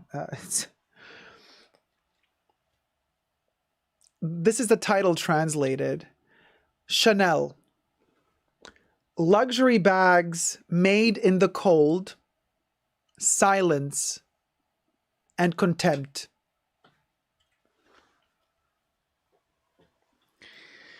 So I'm going to paraphrase this article, and I'm going to tell you where it's at. But first, subscribe to my channel if you haven't already. Thumb up this video if you like content like this. Push the join button next to the subscription button if you haven't already, and become a member and gain access to extra perks. You can also join me on Patreon. Super Dacob all spelled together for extra perks there as well. Pardon me, I just ate an Easter egg. Easter bunny. Well, Easter chick. Anyway, this video is being filmed live in front of a live virtual audience. I live stream several times a week, and you can all join the live streams. I have my co-chatters right here on my sidebar. And, well, the gist of this story is that there is a fictre. there is a fictre of Chanel leather bags, leather goods, not particularly perfumes, but we all remember the Chanel No. 5 fictre from 2022 from Chanel No. 5's 100th birthday celebration. You know, Chanel did this whole kind of factory design, so it kind of suits this topic a little bit. And let me tell you, because what this article says is that there is a factory, Andegave, based in Maine et Loire, that produces high-end bags for many luxury brands, and they also work for Chanel. And but current or former employees are all complaining about the fact that they were banned from speaking at work. So they're complaining that they were not allowed to talk with each other during work. Frozen hands in winter because they're saying that the rooms were underheated while they were working. And here we are, surprised that the stitching is off. Surprised that the flap is crooked. When a person has frozen hands, how do you think they're supposed to stitch this shit together? Frozen hands in winter and the fear of technical unemployment, all for a salary or a small salary. But they translated small salary into SMIC. I don't know why Google did that, but anyway. So there's several people that go on record in this article, and they list the issues that they're having. Mostly ladies talking and saying that working long hour shifts, 8 or more hours. Well, everything I say in this video is for entertainment purposes only. Just to be very clear, everything's alleged. Just my opinion, not rooted in truths or facts, okay? I am paraphrasing to you what the article reads, and you can click on the link down below and read it yourself. So, people are saying that they did not, you know, in winter, it's really cold for them and their hands are freezing. They complained to the manager. The manager said, lies. It's, allegedly, huh? It's warm enough, 18 degrees. It's the standard. It's not colder than that. I don't want anybody to talk because you got to produce. You got to be efficient at your job. You're being paid to produce. You're not being paid to talk. But if they're sitting next to each other, why can't they talk while they work? Also, when people get employed, they need a 6-month, apparently minimum 6-month training period. But they're alleging that the trainers didn't really come. Oh, yeah. And when the trainers did come, they only came sporadically once every 1 week or every 2 weeks, and they were kind of annoyed and had too much to do and didn't have the time to really dedicate the time to teach the new employees or the people who are studying the craft to actually do it properly. So people are complaining that their colleagues had to show them how to do the stuff, but in silence because they weren't allowed to talk. But there was no other way to do the bags in any sort of way properly without somebody telling you how to do them. So apparently a lot of mistakes were made. They're also complaining for miserable wages. No, less than 15 degrees. Jesus says 18 degrees, that's low. 15 or lower. But the guy said 18 is standard. But anyway, so they were complaining about the wages, they were too low. And they said, this is so sad, like no matter how much we work and we make these bags, we cannot afford to buy them.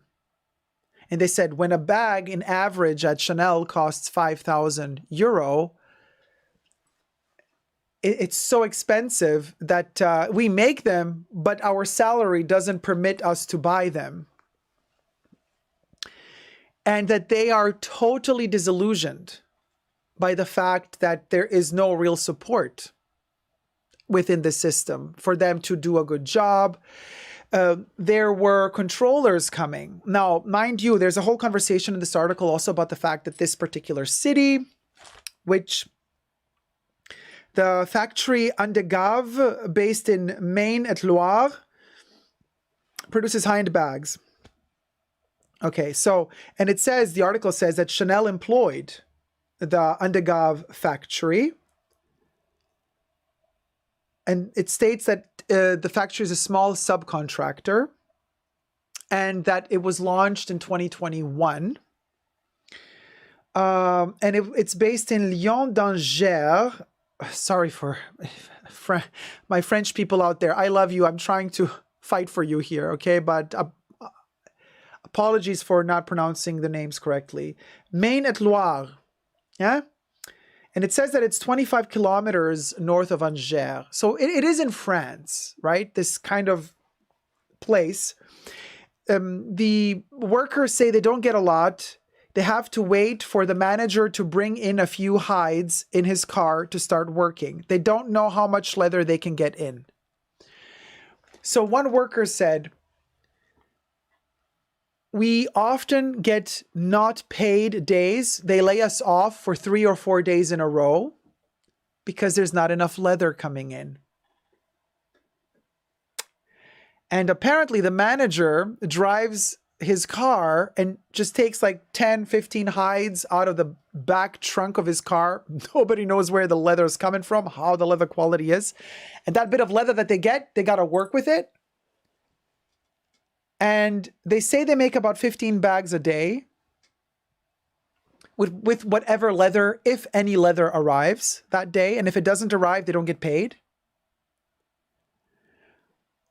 And they're so disillusioned by all of this. And they earn very little money. But they can't work anywhere else because, you know, they have to work there. But if there's no leather coming in that day, they're not paid. So their salary gets reduced.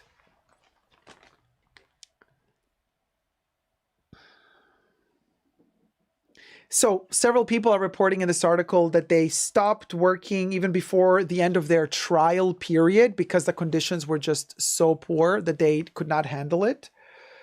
It was really terrible. I don't want to hear about it anymore. She slips in the article. The article states that she slipped. This is a newish factory. As I was reading to you just a minute ago, 2022, it all began. Now, it's part of this municipality that is apparently promoting in this part of France the opening of factories, or they're trying to facilitate more of a development, structural development for luxury, for hides, for leather luxury.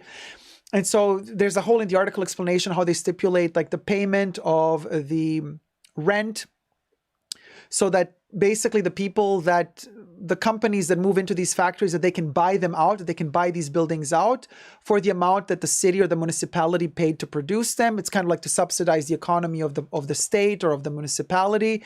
However, the people working there are not satisfied, as per this article. And the conditions are not good.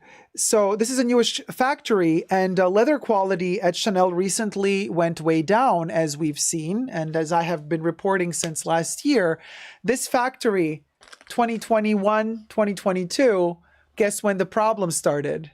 2022. Now, granted, this factory is in France. A lot of the leather that is really bad at Chanel at the moment is Italy. So if it's going down in France, you can best believe it's probably also going down in Italy. And so the workers say, allegedly, right, that their disappointment with the professional situation that contrasts with the world of luxury to which they contribute through their work. Another lady who's still employed in the company brutally summarizes the situation, says, "We are dehumanized. Bags are more important than humans," she says. So they say that, like I said before, that they manufacture approximately 15 bags a day. And the behavioral pattern of the employees is closely monitored. Discussions are strongly discouraged, they say, or even prohibited.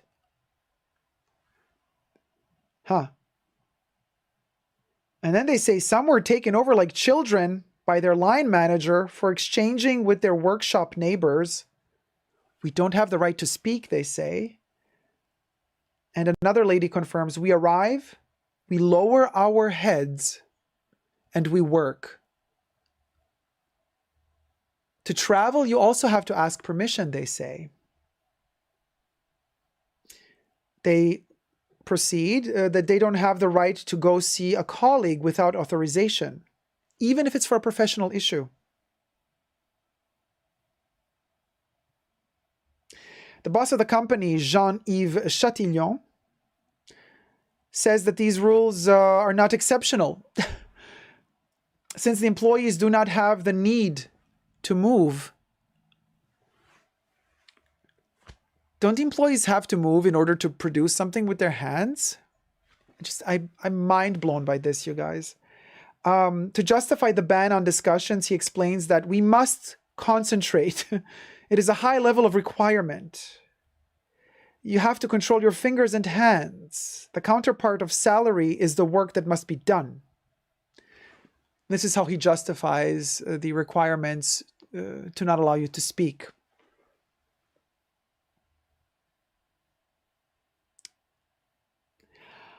You guys, I mean, Natasha Brown in the chat says, so sad the rich keep getting richer. Honestly, what can you expect if you are not treating the workers right? The quality of the bags will keep going down. Pay them their worth, says Natasha.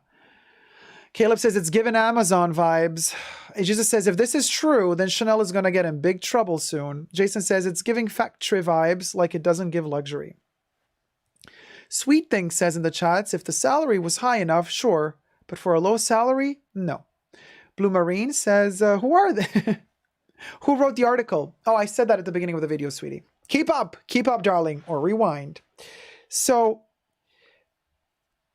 many recent departures have punctuated the 2 years of the small business's life.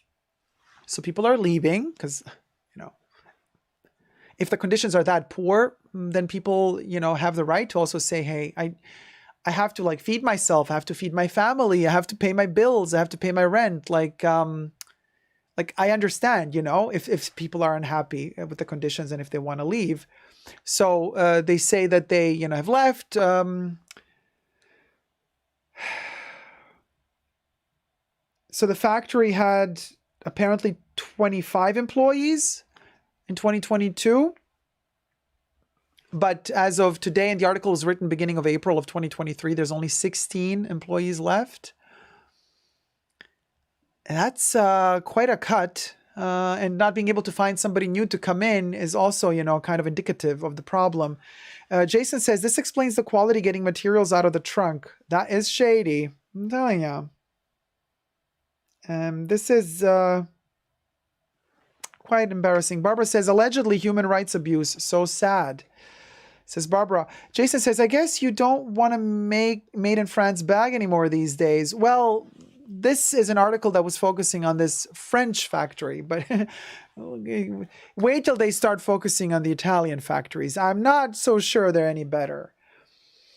Kayla Daniel says, almost no coverage about workers in the luxury world. Thank you for exposing this.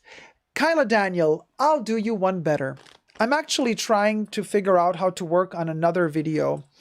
But I'm going to mention it here because it is kind of connected and because we're speaking about Italy. So I just was sent a link to the Fendi video and their newly opened factory that they started working on somewhere in Tuscany, I believe, back in 2020. So it took them 2 or 3 years to finalize the factory. And they invited Brian Boy, of all people, to promote the factory. And there's a whole video on the Fendi YouTube channel where he goes in and he's walking there like a boss. It's so cringe. But anyway,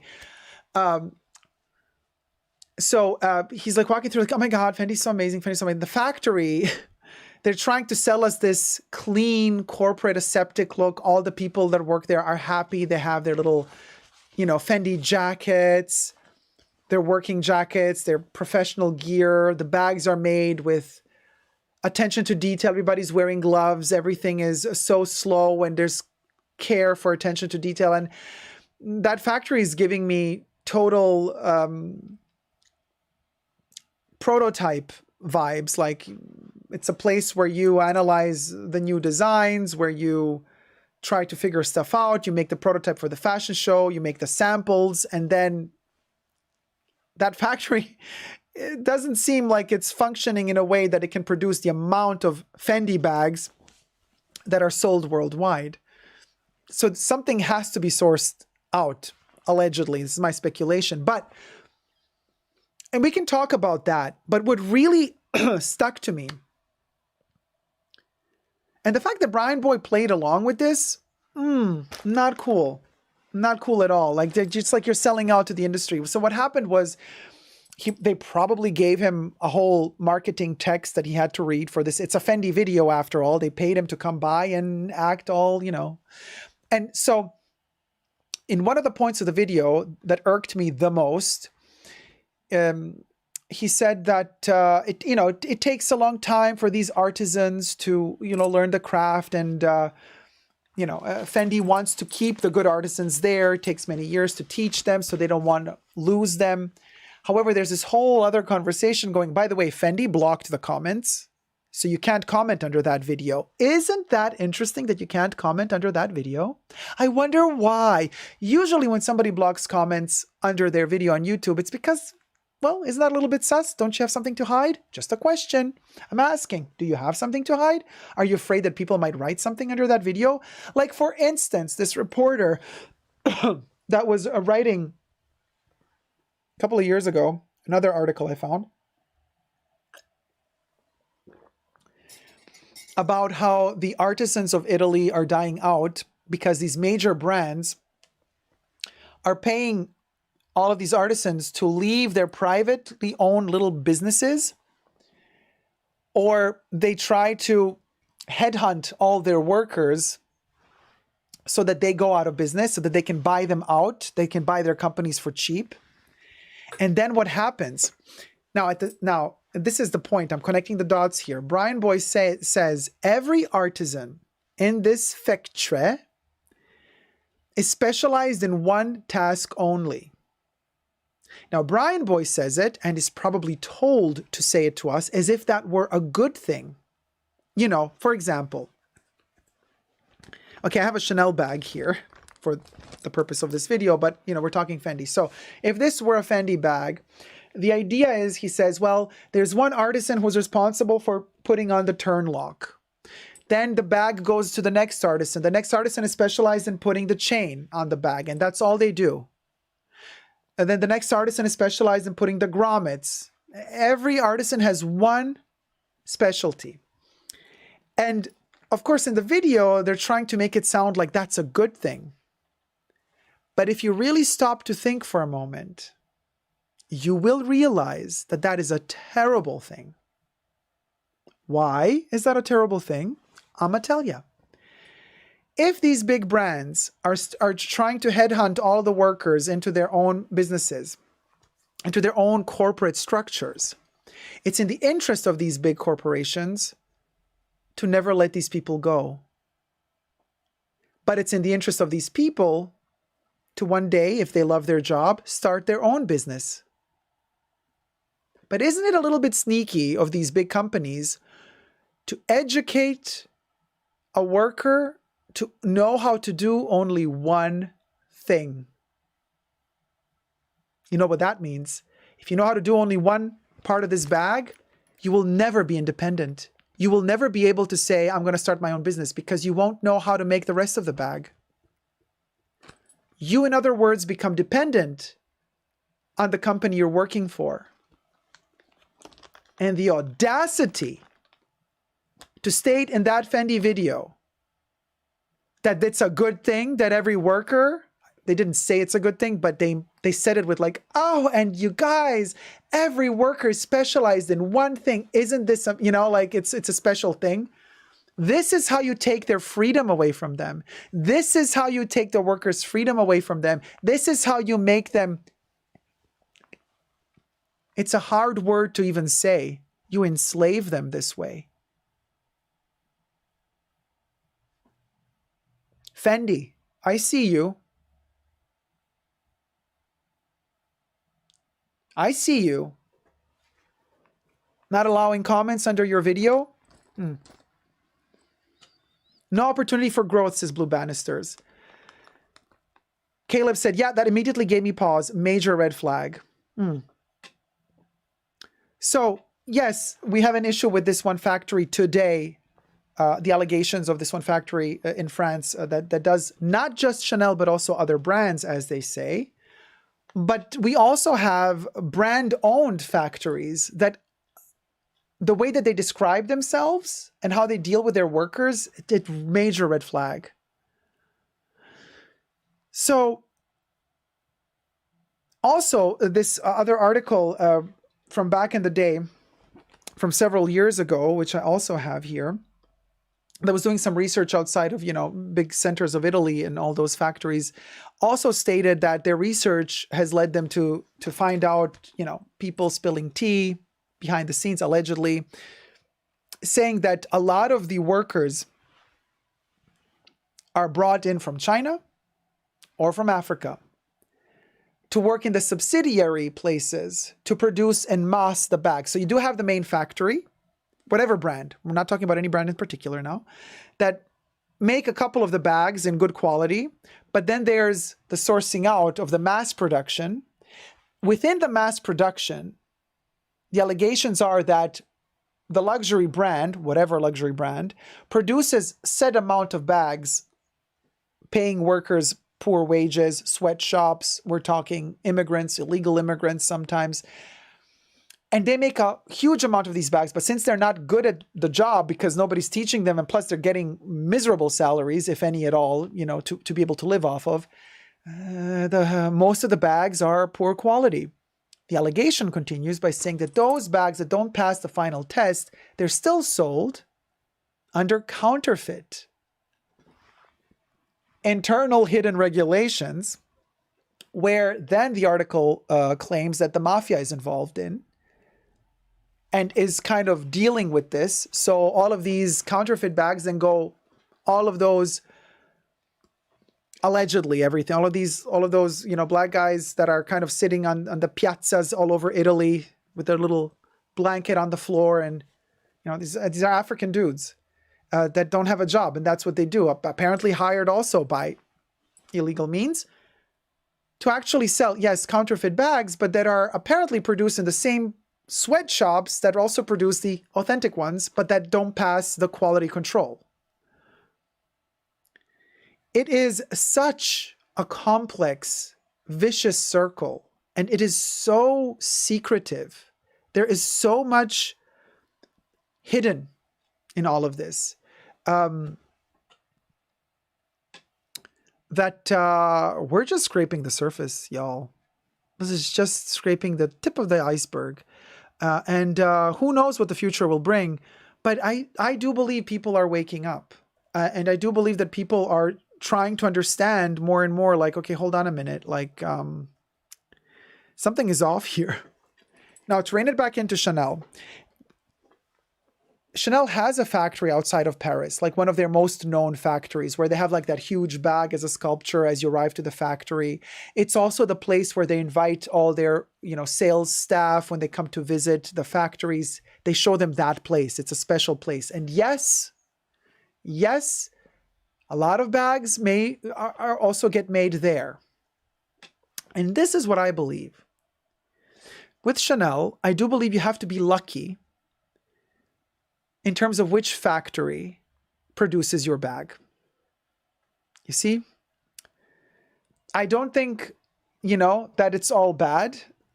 There's a lot to improve upon, Chanel. Like, you have to fix a lot of stuff. But there is that one factory outside of Paris that is owned by Chanel since a long time already.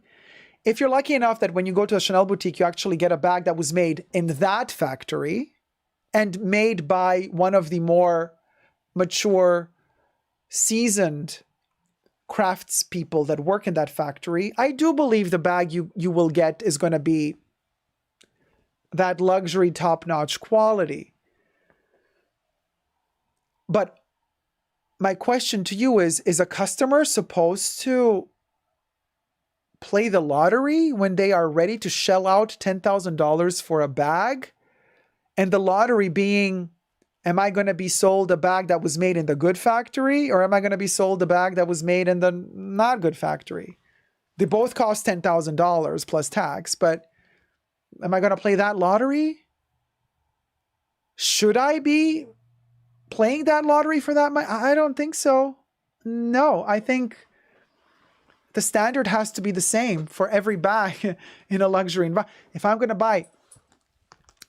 buy the Timeless Classic double flap, and you see, we had this conversation a year ago. Do you remember the issue with the corner stitch? How there were a couple of bags that had a corner stitch to the side when they shouldn't, because the small is made like this with that open stitch at the bottom here. You see how this kind of diamond is longer here than here? By the way, for the medium, this applies up here on the flap.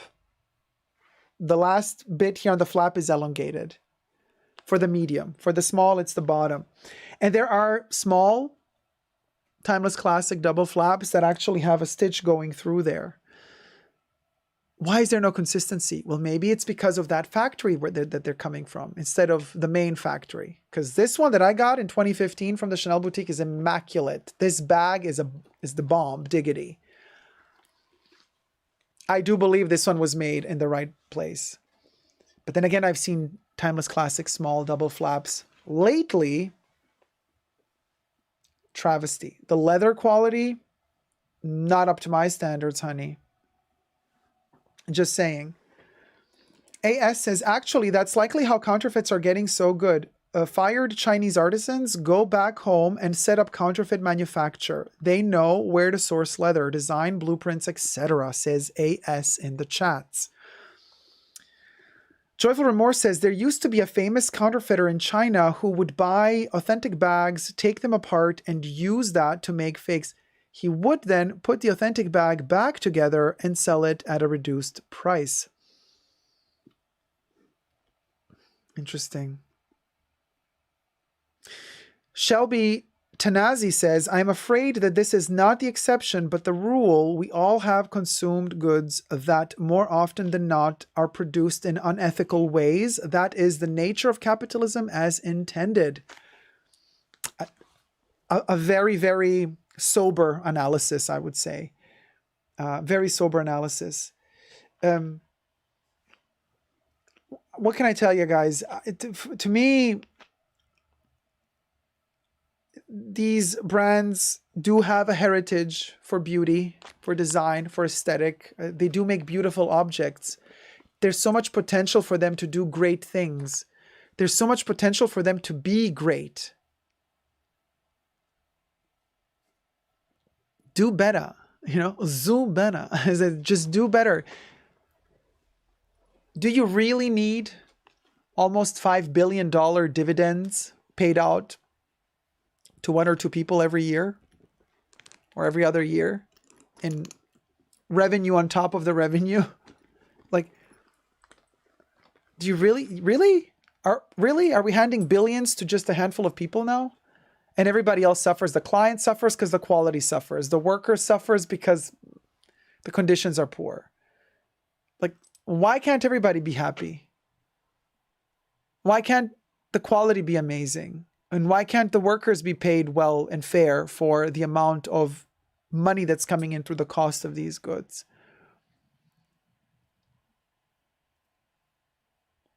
Chanel has a wonderful heritage. I love Chanel. It breaks my heart to read these articles and to have to return leather bags that are faulty, like has happened to me with the second edition of the 22 bag for the Métier d'Art collection last year. Started peeling after 20 minutes of wearing it. I made that video on my channel. Go check it out. Like, really? Are we like, we're at that point? The Nectarine Man says the answer is greed. The Higginbotham says greed rules. Nettie says nobody can need or spend $5 billion per year. It's absurd and obscene. Caleb says, I'm not surprised, but I'm certainly disappointed. D. Higginbotham says, did you ever get the red bag back? Now, you guys know, some of you might know, last year I also had an issue with a Chanel clutch on chain in red caviar with gold hardware. Small one with a long chain to be worn crossbody. The caviar leather was just painted in red. It started chipping off after a couple of times of wear, and the leather started cracking because the paint on top of the leather was too thick. I mean, a mess. And I brought the bag back. They sent it off for evaluation and repairs. 6 months later, yeah, actually 6.5 months later, I finally got some news.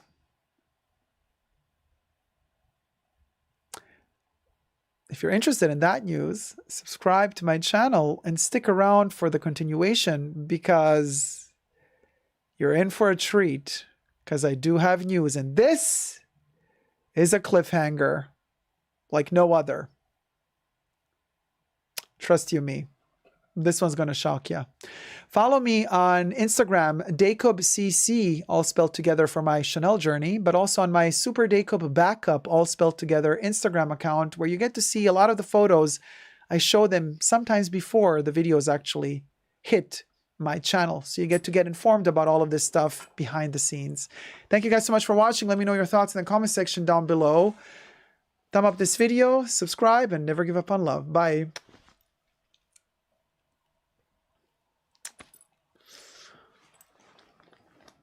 Yep, you guys. Really, really sad, isn't it? No, Jane, the cliffhanger is in the next live stream.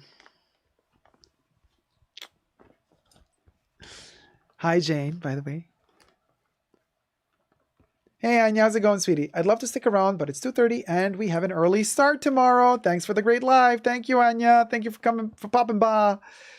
That was a major video, D. It may get attention from these brands, so be ready, says Jesus. Yeah.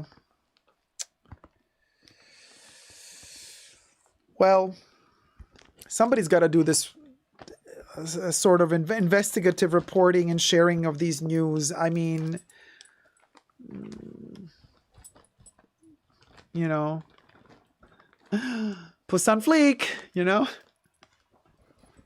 exposing Balenciaga and stuff. So, Yab says, great video, Dacob. Well, if my channel disappears by the next live stream, you know why. Come and save me. And what breaks my heart is that other consumers then throw shade at me, come for me in my comment sections and call me names and say, you know, like, they think what I'm doing is bad. And I'm like, I wish these brands all the best. I want them to do good. I just want everybody to be happy. Why is that wrong? Why is it wrong to want everybody to be happy? The workers, the owners, and the clients. And the people who source the raw materials. Why can't everybody be happy?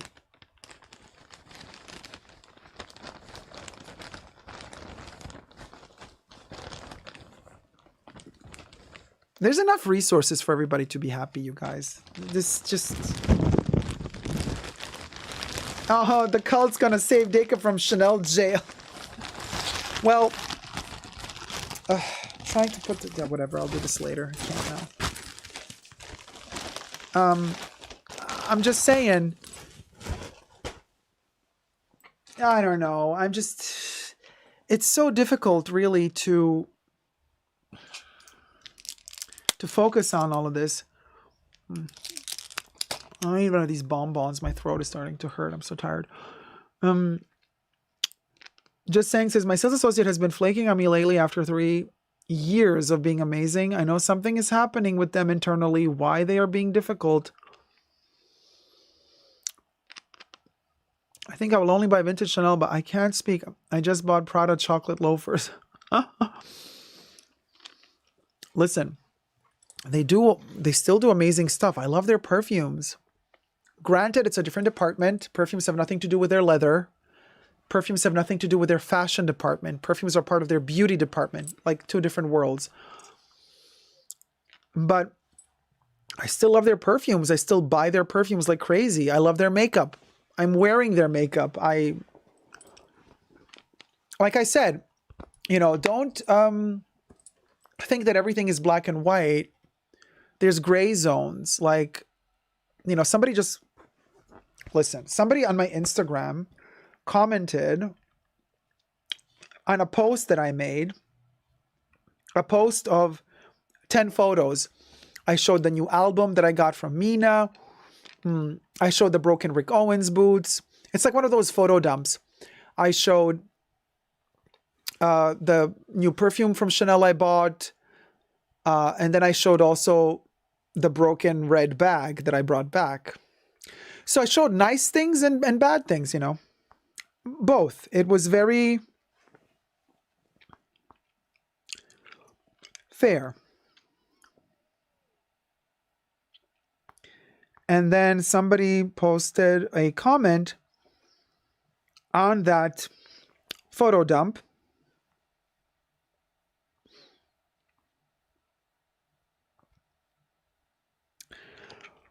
Somebody said, you always complain about Chanel, always complain.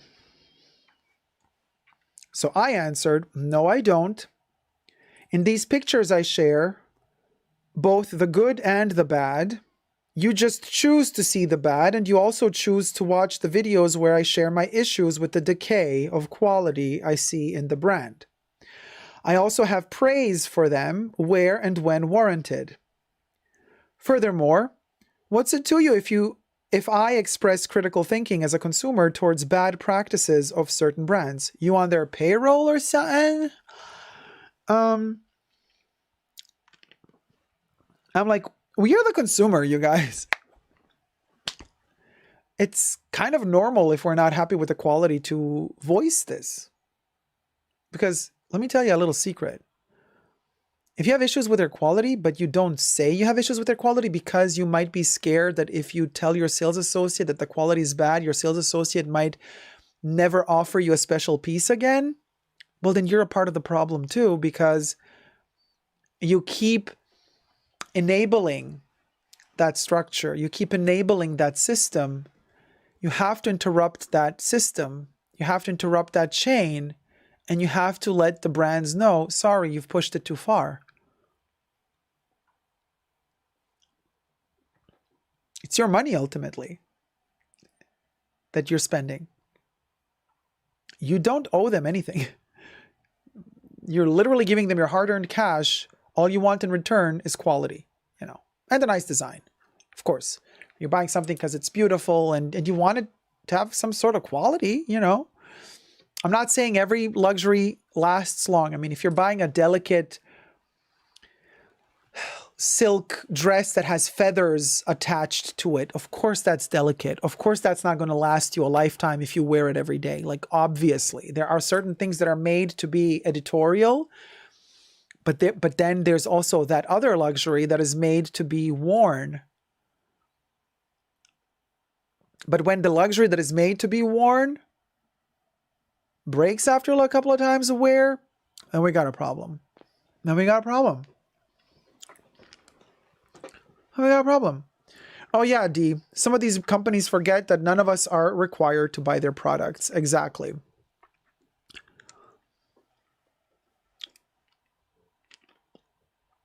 There's that. Julie Scott says, it's so discouraging to hear the employment practices of companies that have made products you've loved in the past.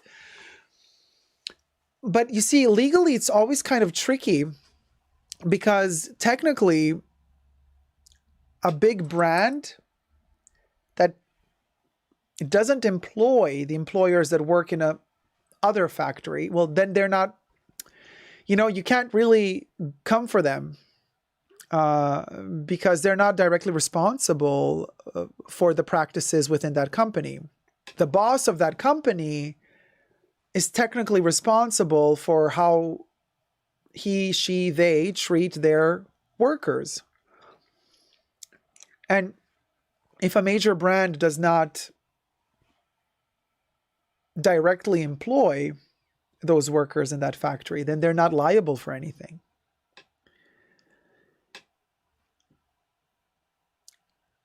And this is an issue, you know? This is an issue because responsibilities are not there. They're just not there because as a big brand, if somebody points the finger at you, you could say, oh, I didn't know. The owner of that factory was telling me that everything was okay. You know, we had no reason to not believe them until now. Now that the thing is becoming uncovered, we're going to look into it and we're not going to work with them anymore. So there's a lot of that finger pointing. You remember what happened with the Balenciaga teddy bear kids photo shoot scandal. The first thing Balenciaga did was not our fault. External photographer, external team was hired. They're not hired by us. Who? And then we, you know, all of us kind of said, well, hold on a minute. Doesn't your art director have to approve every ad campaign if he is the art director after all? So if he, she, they approved the ad campaign and they are directly employed by you, well, aren't they liable? Aren't you liable? No. You know, no, we're going to sue the person who did the photos. They dropped the lawsuit. So nothing came of it, and they're really working hard to be kind of, oh, everything's forgotten, everything good. And the celebrities too. There's this whole like kind of semi-scandal with Kanye West that's, you know, people are showing on TikTok the video of him saying, I don't know, some time ago, I'm telling everybody to stop buying Balenciaga. I told Kim to stop buying Balenciaga. I know he was like because they're bad. And then he marries this new chick. And they filmed them going to Balenciaga shopping, him and her. This after the video where he says to stop buying Balenciaga, but then he keeps buying Balenciaga. So it's like all like, does anybody have any morals anymore? Does anybody have any standards anymore? Does anybody have any integrity anymore? Like, what is this? And if you don't have integrity, okay, then don't have integrity. But then just have the integrity to say you don't have integrity and say, you know what? I don't care. I'm going to buy whatever looks good on me. I don't care who made it and where they made it. That's a statement. People can then choose if they agree with you or not, but then like, you know, don't play the double devil's advocate.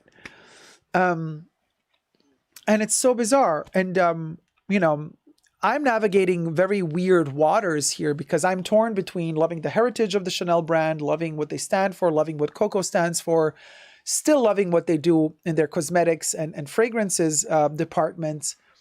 And sometimes pret-à-porter is amazing still. You know, haute couture, sure. Sometimes the designs are really funny and whatever. But when Virginie does good, she does good.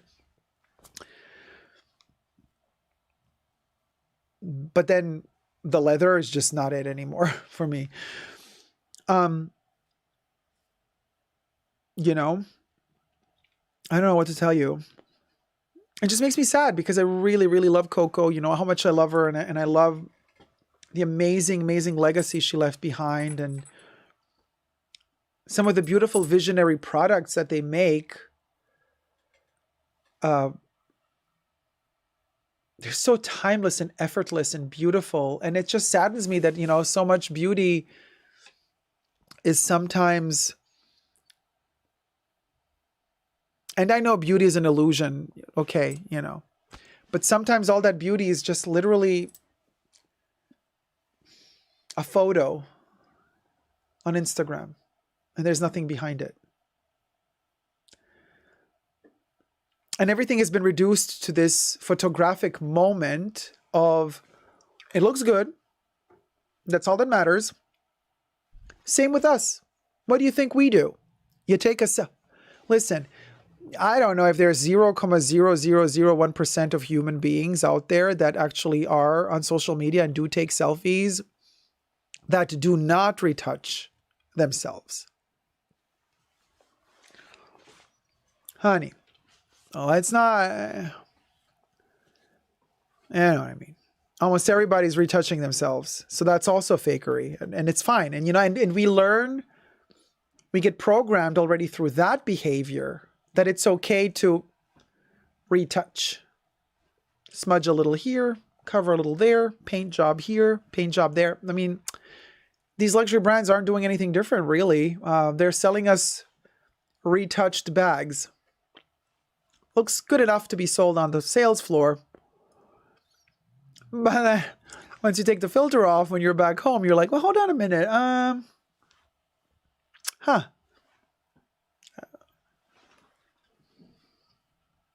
I mean, LA Price says, I asked my local Chanel boutique about the chain clips and was told to purchase from Amazon. So rude. As my sales associate from an out-of-state location, she accommodated me. Yeah, some of them are really don't want to give them, and some of them are super chill and say, like, here's all the colors we have. Yeah, I've experienced that as well. Harriet R says, don't ever try the bold glamour filter on TikTok. It gave me a complex. There you go. 10 Seconds of My Life says, I never post a photo that has been retouched. Well, good for you. Thank you so much for the tip. H. Sonia Sonia. donated $25. Great topic today, Dacob. Keep up the amazing content. Much love to all from California. Oh, thank you so much, sweetie. Thank you so much. Hold on. Let me pop a cherry.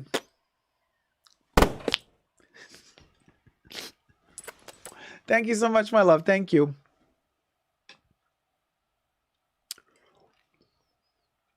And Shelby says, hey, Dacob, I can feel the anguish in your voice. I feel conflicted about this. How can something so beautiful and inspiring be so unfair to people who make them, but also to the clients? Hey, Fuchsia. How's it going, my love? Yana Petrova says, facts 100. I got my Chanel Classic in 2018, and the interior flap stitch broke after a few wears. I wish YouTubers back then were transparent, like Dacob, not only praising the brand, but spreading awareness. And I can only be honest. That's the only way to also stay relevant, because your viewers, they're going to smell the bullshit a mile away. You might trick them once, twice, but the third time, no, honey. And yeah, I have had people who have been watching my channel for the longest time get really upset with me, and they're like, I'm not going to watch you anymore. I don't want to see anything of yours anymore because, like, you're bashing the brands. I'm like, when will people get the memo? I am not bashing the brands for the sake of creating clickbaity content. I, in fact, am not bashing the brands. I'm exposing what I feel is not being done correctly by these corporations. And I'm saying what I personally believe should be done better. We all have our standards. We all have our standards. And just because I'm saying out loud, hey, this is morally tricky for me, you know, I'm not a lawyer. I can't tell you legally. I mean, we know the basics of certain laws, but every country has different laws. But, you know, you can just say what feels wrong to you and what feels right to you.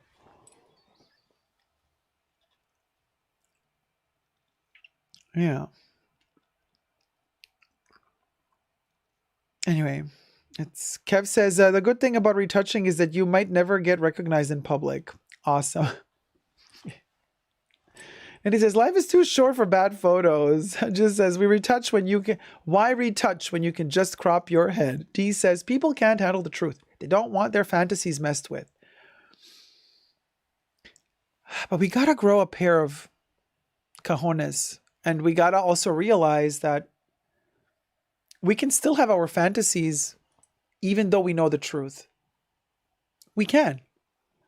We can still dream even though we know the truth.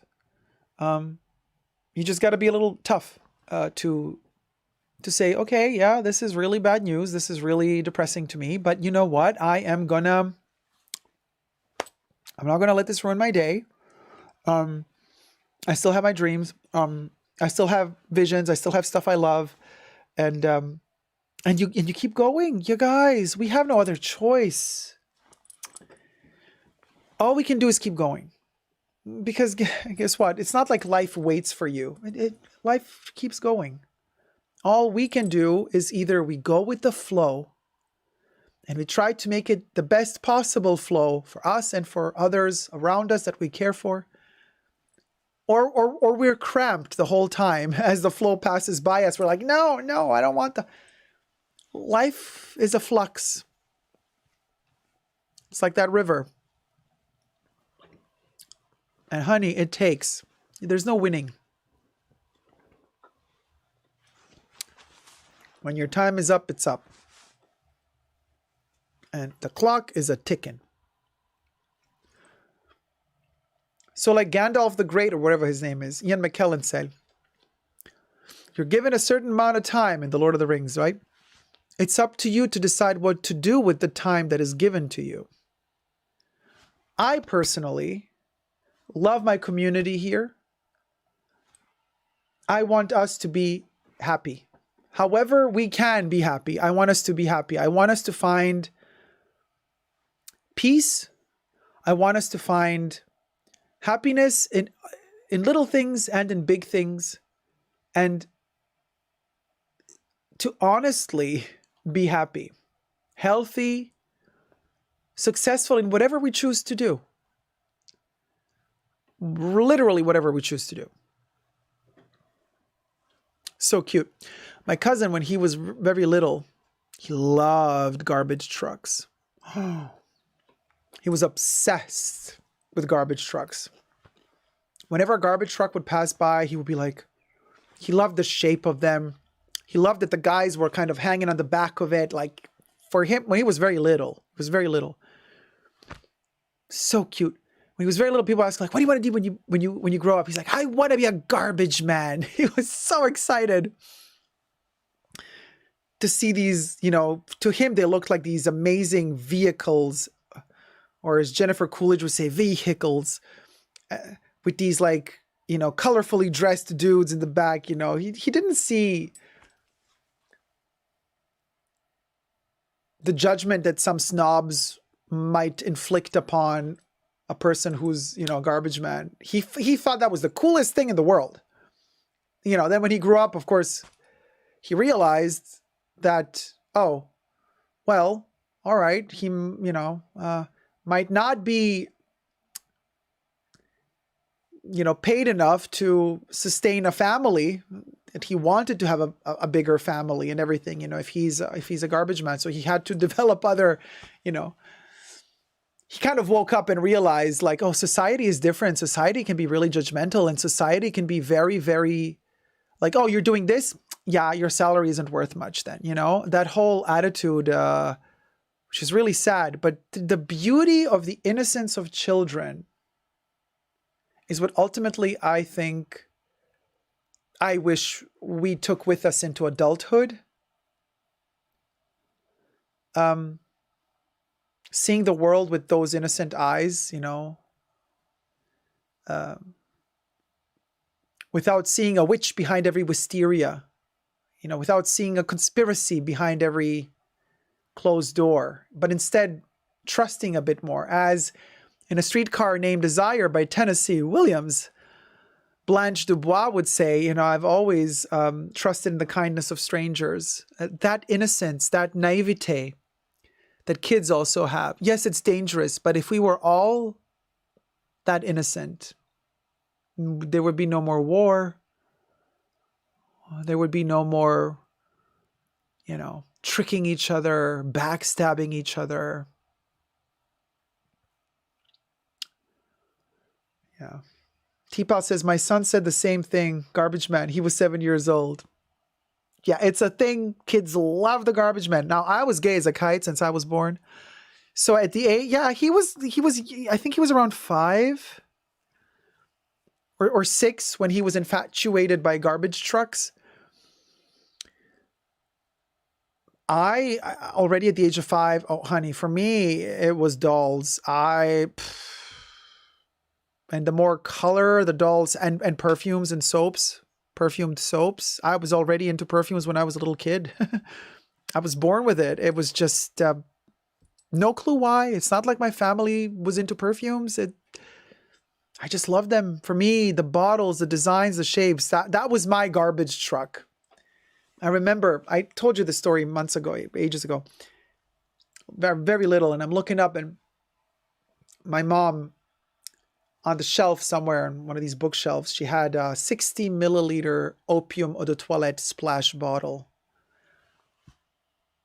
I can picture this as if it were yesterday. Like I can still remember even the proportions, you know, of me being little, looking up and seeing it on the shelf up there, this opium Yves Saint Laurent splash bottle with the glass stopper. And to me, that object, I didn't even know how it smelled, but I just to see that little thing, I thought to myself, this is so attractive to me. I was a little kid, but you know, I could have played with car toys. Girl, I never cared for car toys. Are you kidding me? I saw that perfume bottle of opium and I was like, oh, this is attractive to me. This is calling my name. The mystery behind this, the allure, the proportions, the colors, the shape, just the drama. The tension of the proportion of everything combined. And then when my mom finally gave me the bottle and let me sniff at it, when I sniffed at it, done. It was over for me. That's it. You know, that's it. A perfume was my Easter. You know what I mean? That's it. That's it. That's it. Harriet says, my niece is 2 and obsessed with heels. We can't take her into shops near high heels. Otherwise, she tries them on. She's going to be just like me when she grows up. That's so cute. It's really cute. Nettie says, my firstborn loved garbage trucks too. Even got a ride in one once. Garbos are such nice guys. Yes. And I've known quite a few. No pun intended.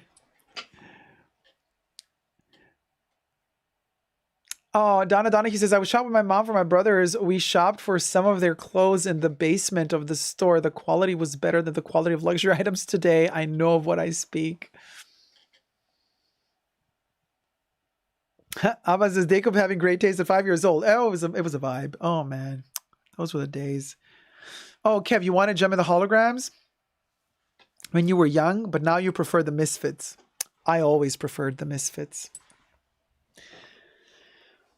It's always been the bad guys. Cobra. G.I. Joe. I didn't want to collect the Joes. I wanted the Terror Drome. Still do. Oh my God.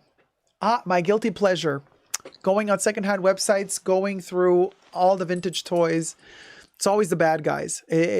For Masters of the Universe, it's always Skeletor's gang. It's always Hordak's gang. Snake Men, a little less. Teenage Mutant Ninja Turtles, Rocksteady and Bebop, the Foot Soldiers, hello. Power Rangers. Oh my God, by the way, she's amazing. What's her name? The evil lady. She's, by the way, the lady that pops the ping pong balls out of her pudenda in Priscilla, Queen of the Desert.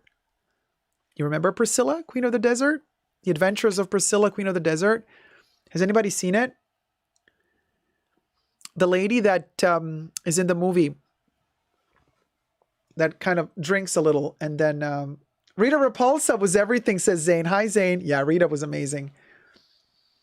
Rita, the actress, that's Rita. She's the actress in Priscilla, the one popping ping pong balls out of the pudenda in the bar. Oh, wow. Joyful Remorse, a matted creation Skeletor. That's awesome. Wow. Joyful Remorse, that was her.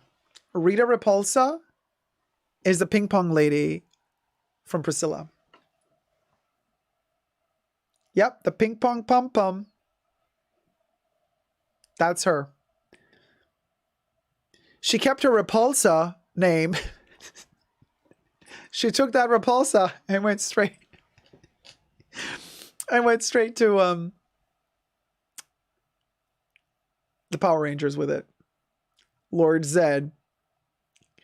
The more you know. Yeah.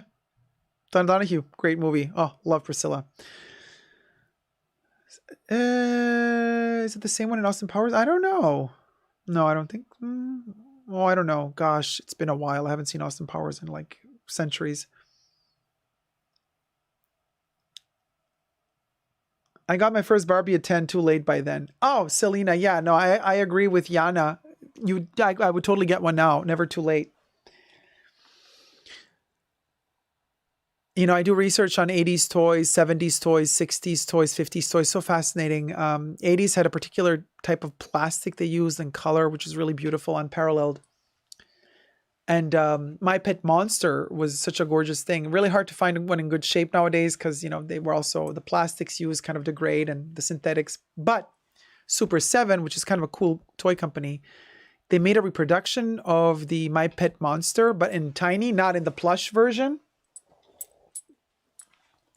My Pet Monster is always with me. I got the little action figure version of My Pet Monster. He is adorable, or it is adorable. Yes, Harriet, she did the ping pong shooting out of there.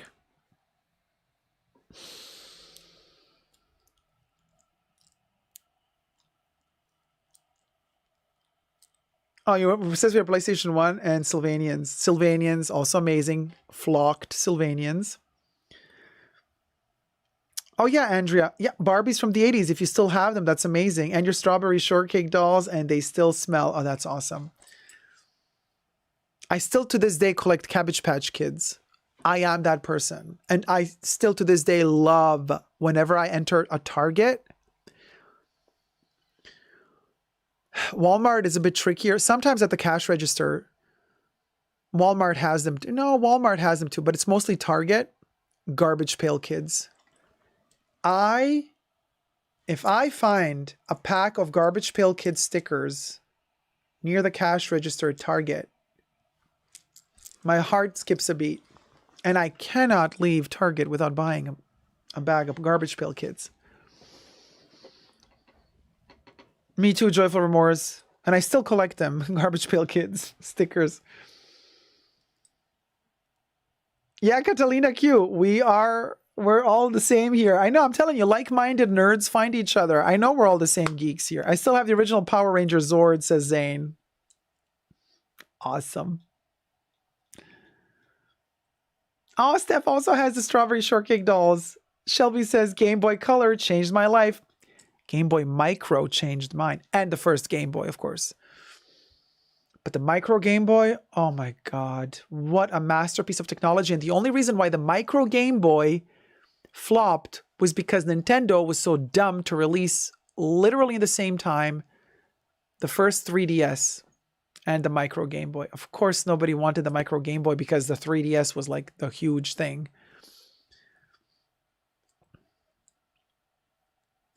But the Micro Game Boy, first of all, it's all in metal. It is a little masterpiece of technology. And then you could like kind of change the cover of it. The cover top was in plastic, but the body of the whole console is in metal. Micro Game Boy is where it's at. Let me tell you. Yeah. My mom had to fight for my first Cabbage Patch Kids. She got the last one. Yes, you... Listen, so maybe your mom was the lady on the YouTube video that was like battling in the store and got the last one. It was caught on camera. Maybe that was your mom. Oh my God, could you imagine? Whenever I go... Well, Toys R Us is now coming back, but Toys R Us, you know, closed all their shops anyway. But Toys R Us, but still also Target... You know, since Toys R Us closed and Target and Walmart expanded more on toys, Walmart doesn't really do Cabbage Patch Kids, but Target does Cabbage Patch Kids. And from time to time, they do the limited edition Cabbage Patch Kids with the wool rooted hair. I cannot resist. And you know, they're also perfumed like baby powder. Like Le Bon by Yop. It literally smells like Cabbage Patch Kids. Tyler says, Toys R Us is in Macy's. Yes, no. They're returning. I know that they're, since right before the pandemic, they were planning a comeback. And then the pandemic slowed that down. And they're like slowly, tentatively crawling back into their own. But if I find a Cabbage Patch Kid with the wool hair, I always have to buy it. Always. Just they're rare because nowadays the Cabbage Patch Kids usually have the Barbie hair, which is ridiculous. I do have one with the Barbie hair too. It's like, but yeah, if I find a Cabbage Patch Kid with the wool hair, I can't resist.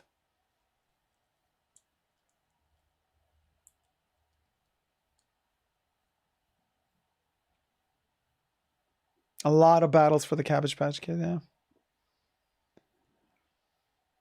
Yes, Jeno, you might like Yoplait Bomb because of the Cabbage Patch Kids nostalgia. Yeah, that's the smell. I think in my review of the perfume on my Essentially Dacob perfume YouTube channel, go subscribe to me there. I think I even mentioned that in the review, that it has that Cabbage Patch Kid smell. If you could not afford Cabbage Patch Kids, my grandma made us each one out of stuffed pantyhose, yarn, and hand-painted faces. I was too embarrassed to carry it. Kids are cruel. Steph, you know that the first Cabbage Patch Kids were actually made that way? They had maybe button eyes, but they were made with stockings, and it's a really sad story. You should check it out on YouTube, like the true story, allegedly, of the Cabbage Patch Kids. Is this wonderful lady artist. She was so kind, apparently, so sweet. She made them all by hand. And then this guy came about and kind of, well, in the YouTube video, they explain how he allegedly stole the idea from her, and Xavier is his name, and how he kind of made it like it's his own creation, but in reality, it's the lady. It's this wonderful, wonderful lady that did it, that invented them, but she wasn't given really the, what should I call it? She wasn't given the credit that she deserved,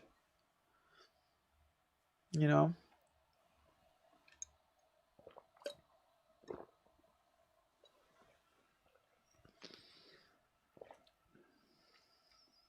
Debbie said, I had the original, my Cabbage Patch Kid. My grandma gave it to me.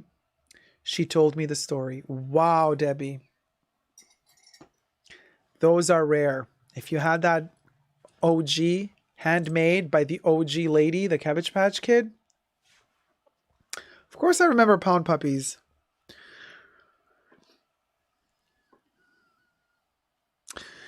Well, you guys, it's been a minute.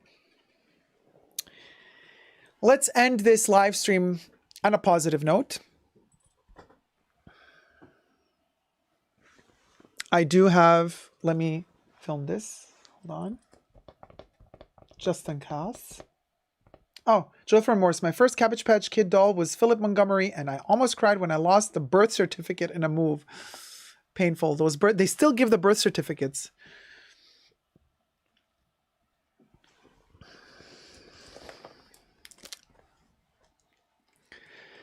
Welcome back to the Fragrant Bunker. This is a special occasion and a special treat for me because I don't often unbox something like this on a perfume channel, but it is perfumed and it is part of one of my favorite perfume collections of all time, and that would be the Chanel Les Exclusifs collection.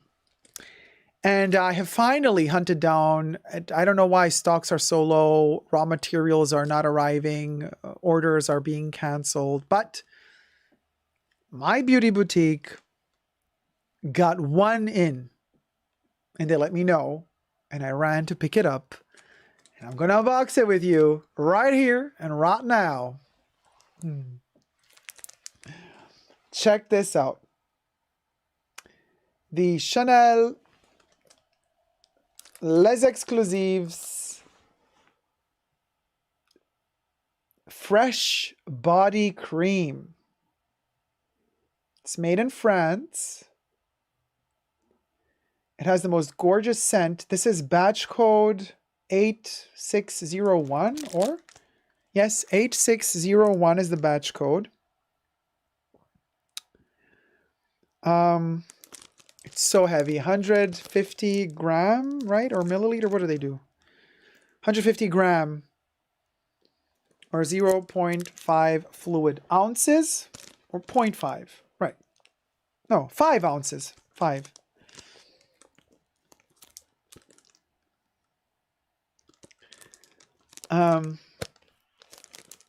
I love it. And we're going to unbox it, you guys. I'm so excited. Now this, you know why? Because obviously I love the smell of it on its own. I've had a little sample, loved it on my skin. My skin loved it. But also, you know, they say you can layer this with every Les Exclusifs perfume or whatever perfume you want. And it does add a beautiful texture to the perfume. It does kind of amp up the perfume a little bit. It's really, really, really, really cool little product. You know, sure, it's like a collection. It's like a collector's piece. Okay, I mean, of course I'm going to use it, and I'm going to use it probably really fast. But here it is. Oh my God, it's flying in the sky next to me. Whee! Oh my God, I love it. Well, let me do a little screenshot moment before we open it.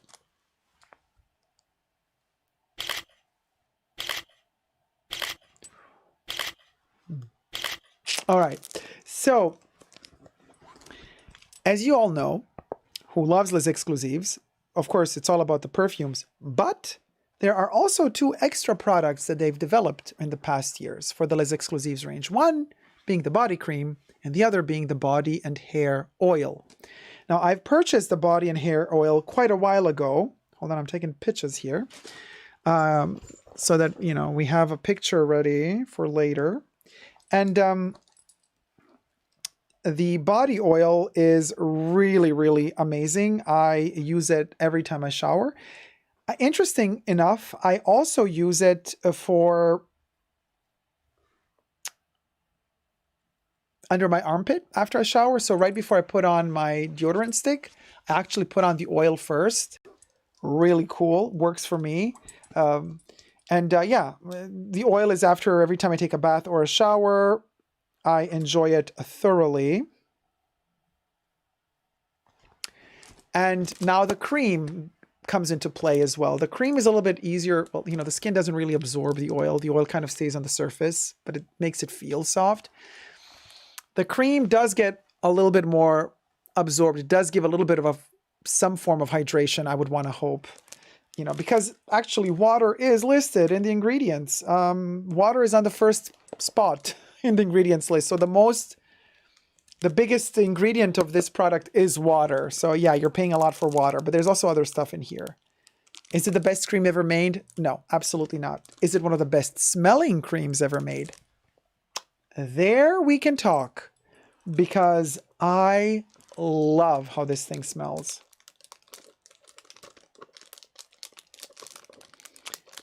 While you're at it, don't forget to subscribe to my channel as I'm unboxing this. Thumb up this video if you're enjoying it. And you can also follow me on Patreon. Become a patron today. Super Dacob, all spelled together, on Patreon. For extra perks, this video is being filmed live in front of a live virtual audience on my main Super Dacob channel. I live stream every Saturday and lately also Wednesdays. You can join me in the live chats there, and we can have a lot of fun. And actually, I have my live code chatters right here with me right now. Selena says, Dacob must smell divine. Oh, honey, not always, but I love my Chanel perfumes. All right. Oh,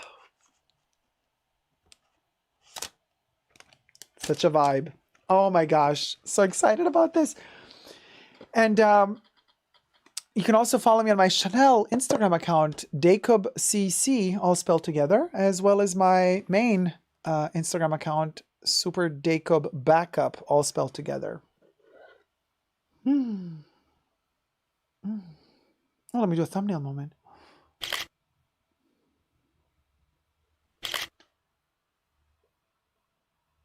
Hold on, this is a good one. You gotta work it.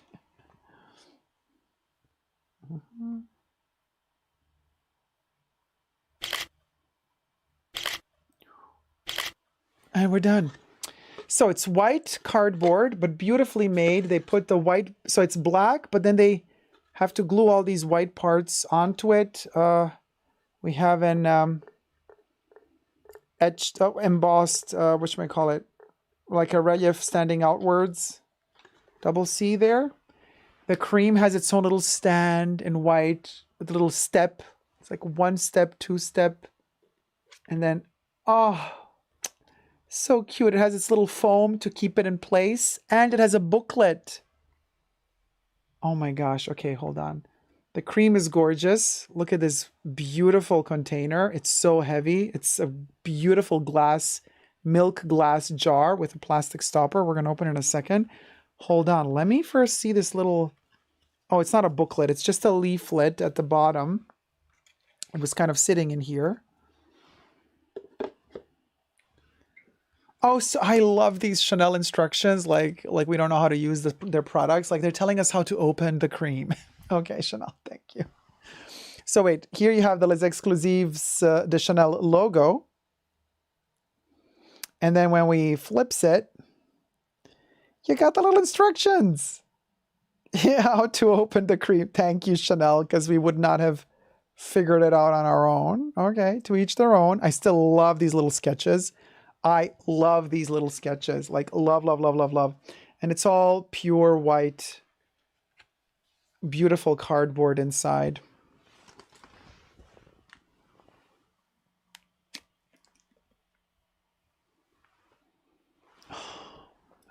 This thing smells so delicately perfect. So even the lid has a double C lurger on it. Where are you, logo? A little tiny. Oh, there you are. There you are. Right there. And then we lift it. Wait, do they tell us to turn and lift or just lift? 1 is just to lift, 2 is to put my finger into the cream, and 3 is to put the the lid back. All right, Chanel, thank you. So we're gonna lift it. Oh wow, okay, there's a lot of cream. The first time you lift, there's a ton of cream on the lid. But that's okay. We're just gonna take a little bit. Oh my God, it is so watery. Okay, hold on. Wow, okay. Okay, hold on. It is very... Okay, I have to take... Okay, yeah. When they tell you that this is... Look at it. Look how it's sliding. When they say it's water-based, honey, it's water-based. It's a cream. Oh, but it's also lotiony. Hold on.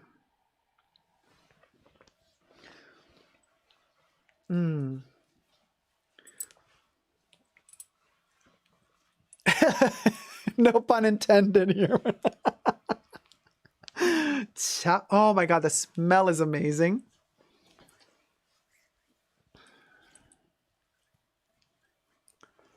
Wow. Such a soft and delicate consistency. Very, I mean, extremely hydrating. This thing is like literally like a watery substance with gorgeous smell. And it's already starting to absorb very nicely, leaving a delicate scented trail. Hold on, let me just put some down here as well.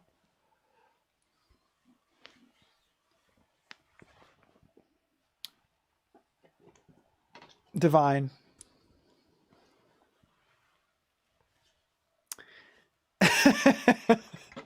Chris is like, I just came to the chat. What lotion are you putting on? I'm putting on Les Exclusifs de Chanel, the body cream. And it just smells so good. It smells like the oil, but like creamier. The oil has the oily smell of, you know, the oil version of the smell. They say there's jasmine in here. I smell a bit of lavender, even though they don't say there's lavender, but I kind of sense the lavender. The jasmine, there's like a hint of vanilla. It's very clean and very, very fresh. Subtle, comforting, soothing, cozy. Chanel does their creams like nobody. The smell it's just right, you know? It's not too fresh, but it's not too cozy. It's not a warm smell. It's right in between. It just makes you go, oh, very zen. It's very spa, you know, very spa moment. Yeah, Jesse, a delicate scented trail. Oh my. A delicate scented trail.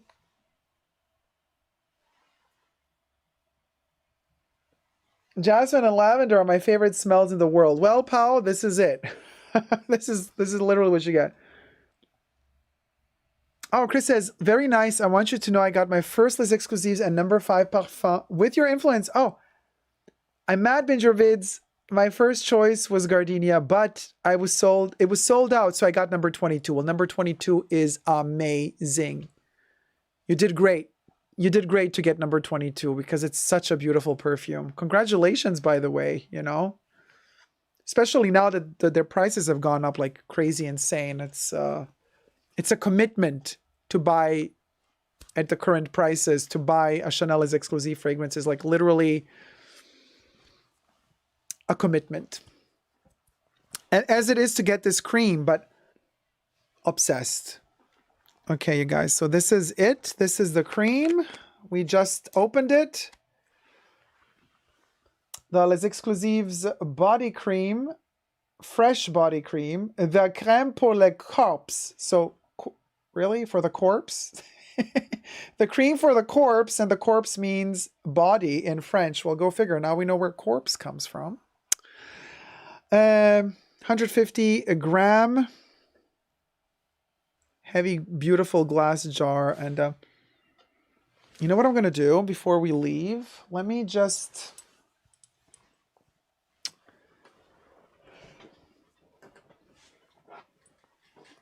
add a bit of cuir de Russie.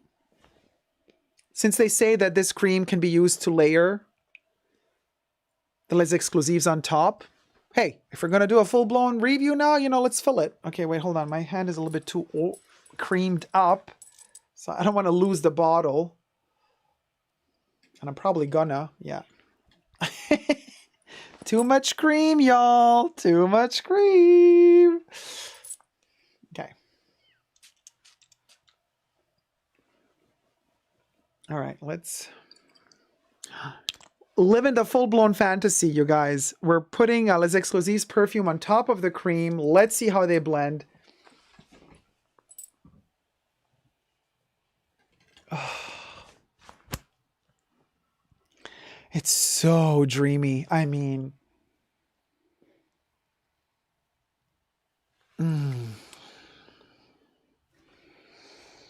I see what they did here.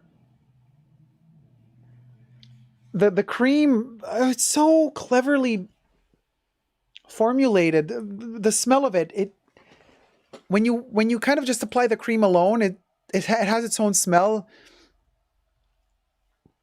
Never too intense, never too penetrating. It's very subdued in a beautiful way. But it's there. But when you put a perfume on top, it's like the cream warms up the perfume somehow. It blends so well together, and the perfume kind of just gets a little bit of a blast. It intensifies. Oh my God. Okay, this is rich.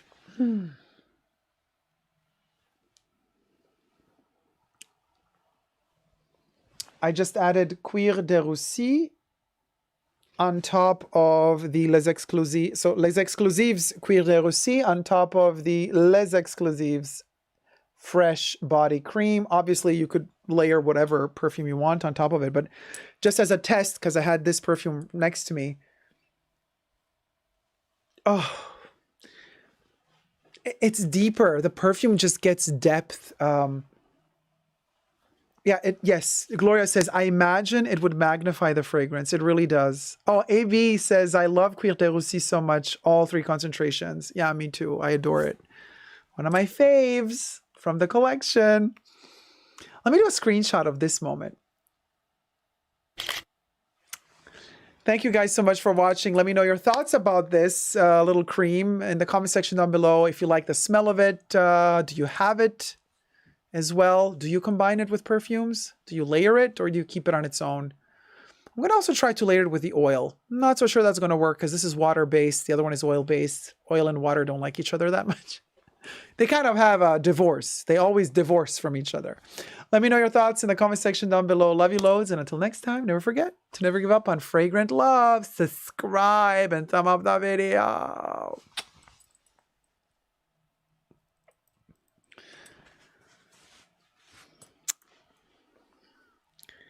Oh my God, the vibes, the vibes.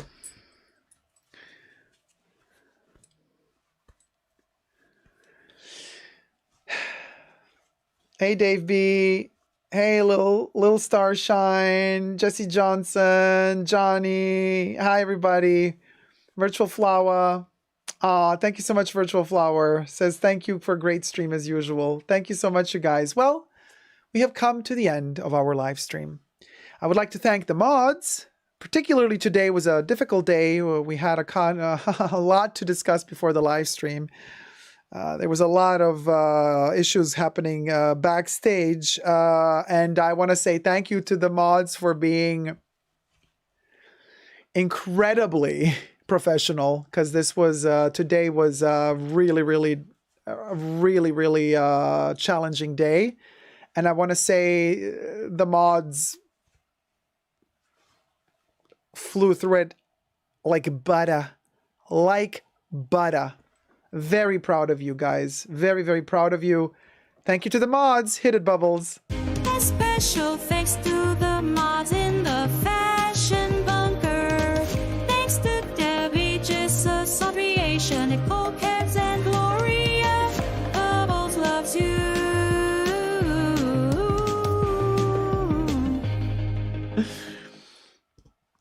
And we'll go. Hey, Winnie B. How's it going, my love? Hit it. We'll go. Yeah.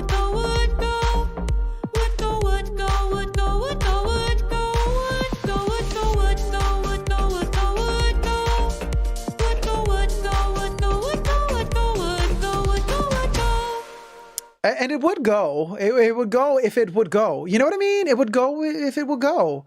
And we would be living ferret. I'm living ferret, living ferret. Living ferret, living ferret, living ferret, living ferret. Oh my gosh, it's almost like an Egyptian temple, isn't it? Oh, loves it. Dying ferret. Dying ferret, dying ferret, dying ferret, dying ferret, dying ferret. So wait, this is a bunny, but kind of is a dying, it could be a dying ferret because we're gonna eat you, bunny, Easter bunny. You're gonna be eaten. You're gonna be a dying ferret pretty soon. Did the bunny just escape? Ciao, ciao, ciao, ciao, ciao, ciao, ciao, ciao, ciao, ciao, ciao, ciao. Madame Ross, you were in the chats today. Would you care to sing for us? Dying ferret, dying ferret, dying ferret, dying ferret, dying ferret. Or something like that. Please let me sing it in for you. Yes, queen.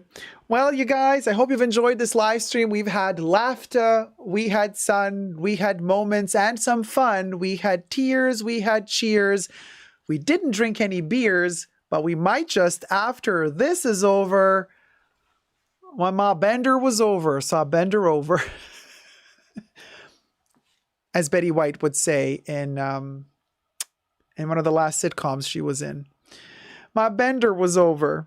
Thank you guys so much. I'm gonna see you next time. Hot in Cleveland. Yeah, that was the sitcom she was in. By the way, story for another time. I went to the filming of one of the episodes of Hot in Cleveland and I was sitting front row. and the queen herself came out. Betty White was literally 2 meters away from me, waiting patiently for her cue to go on the set and do her part. Kind to everyone. Smiling from the second she appeared on that stage and kept smiling even after she left. We love you, Betty. Thank you guys so much for watching. Love you loads. I hope you've enjoyed today, and I'll see you in my videos tomorrow, and I'll see you in my next live stream this coming week. Have a wonderful rest of the weekend. I'm wishing you a wonderful beginning of the new week, and love you loads. Never forget to never give up on love. Bye. Full of grace! Full of grace!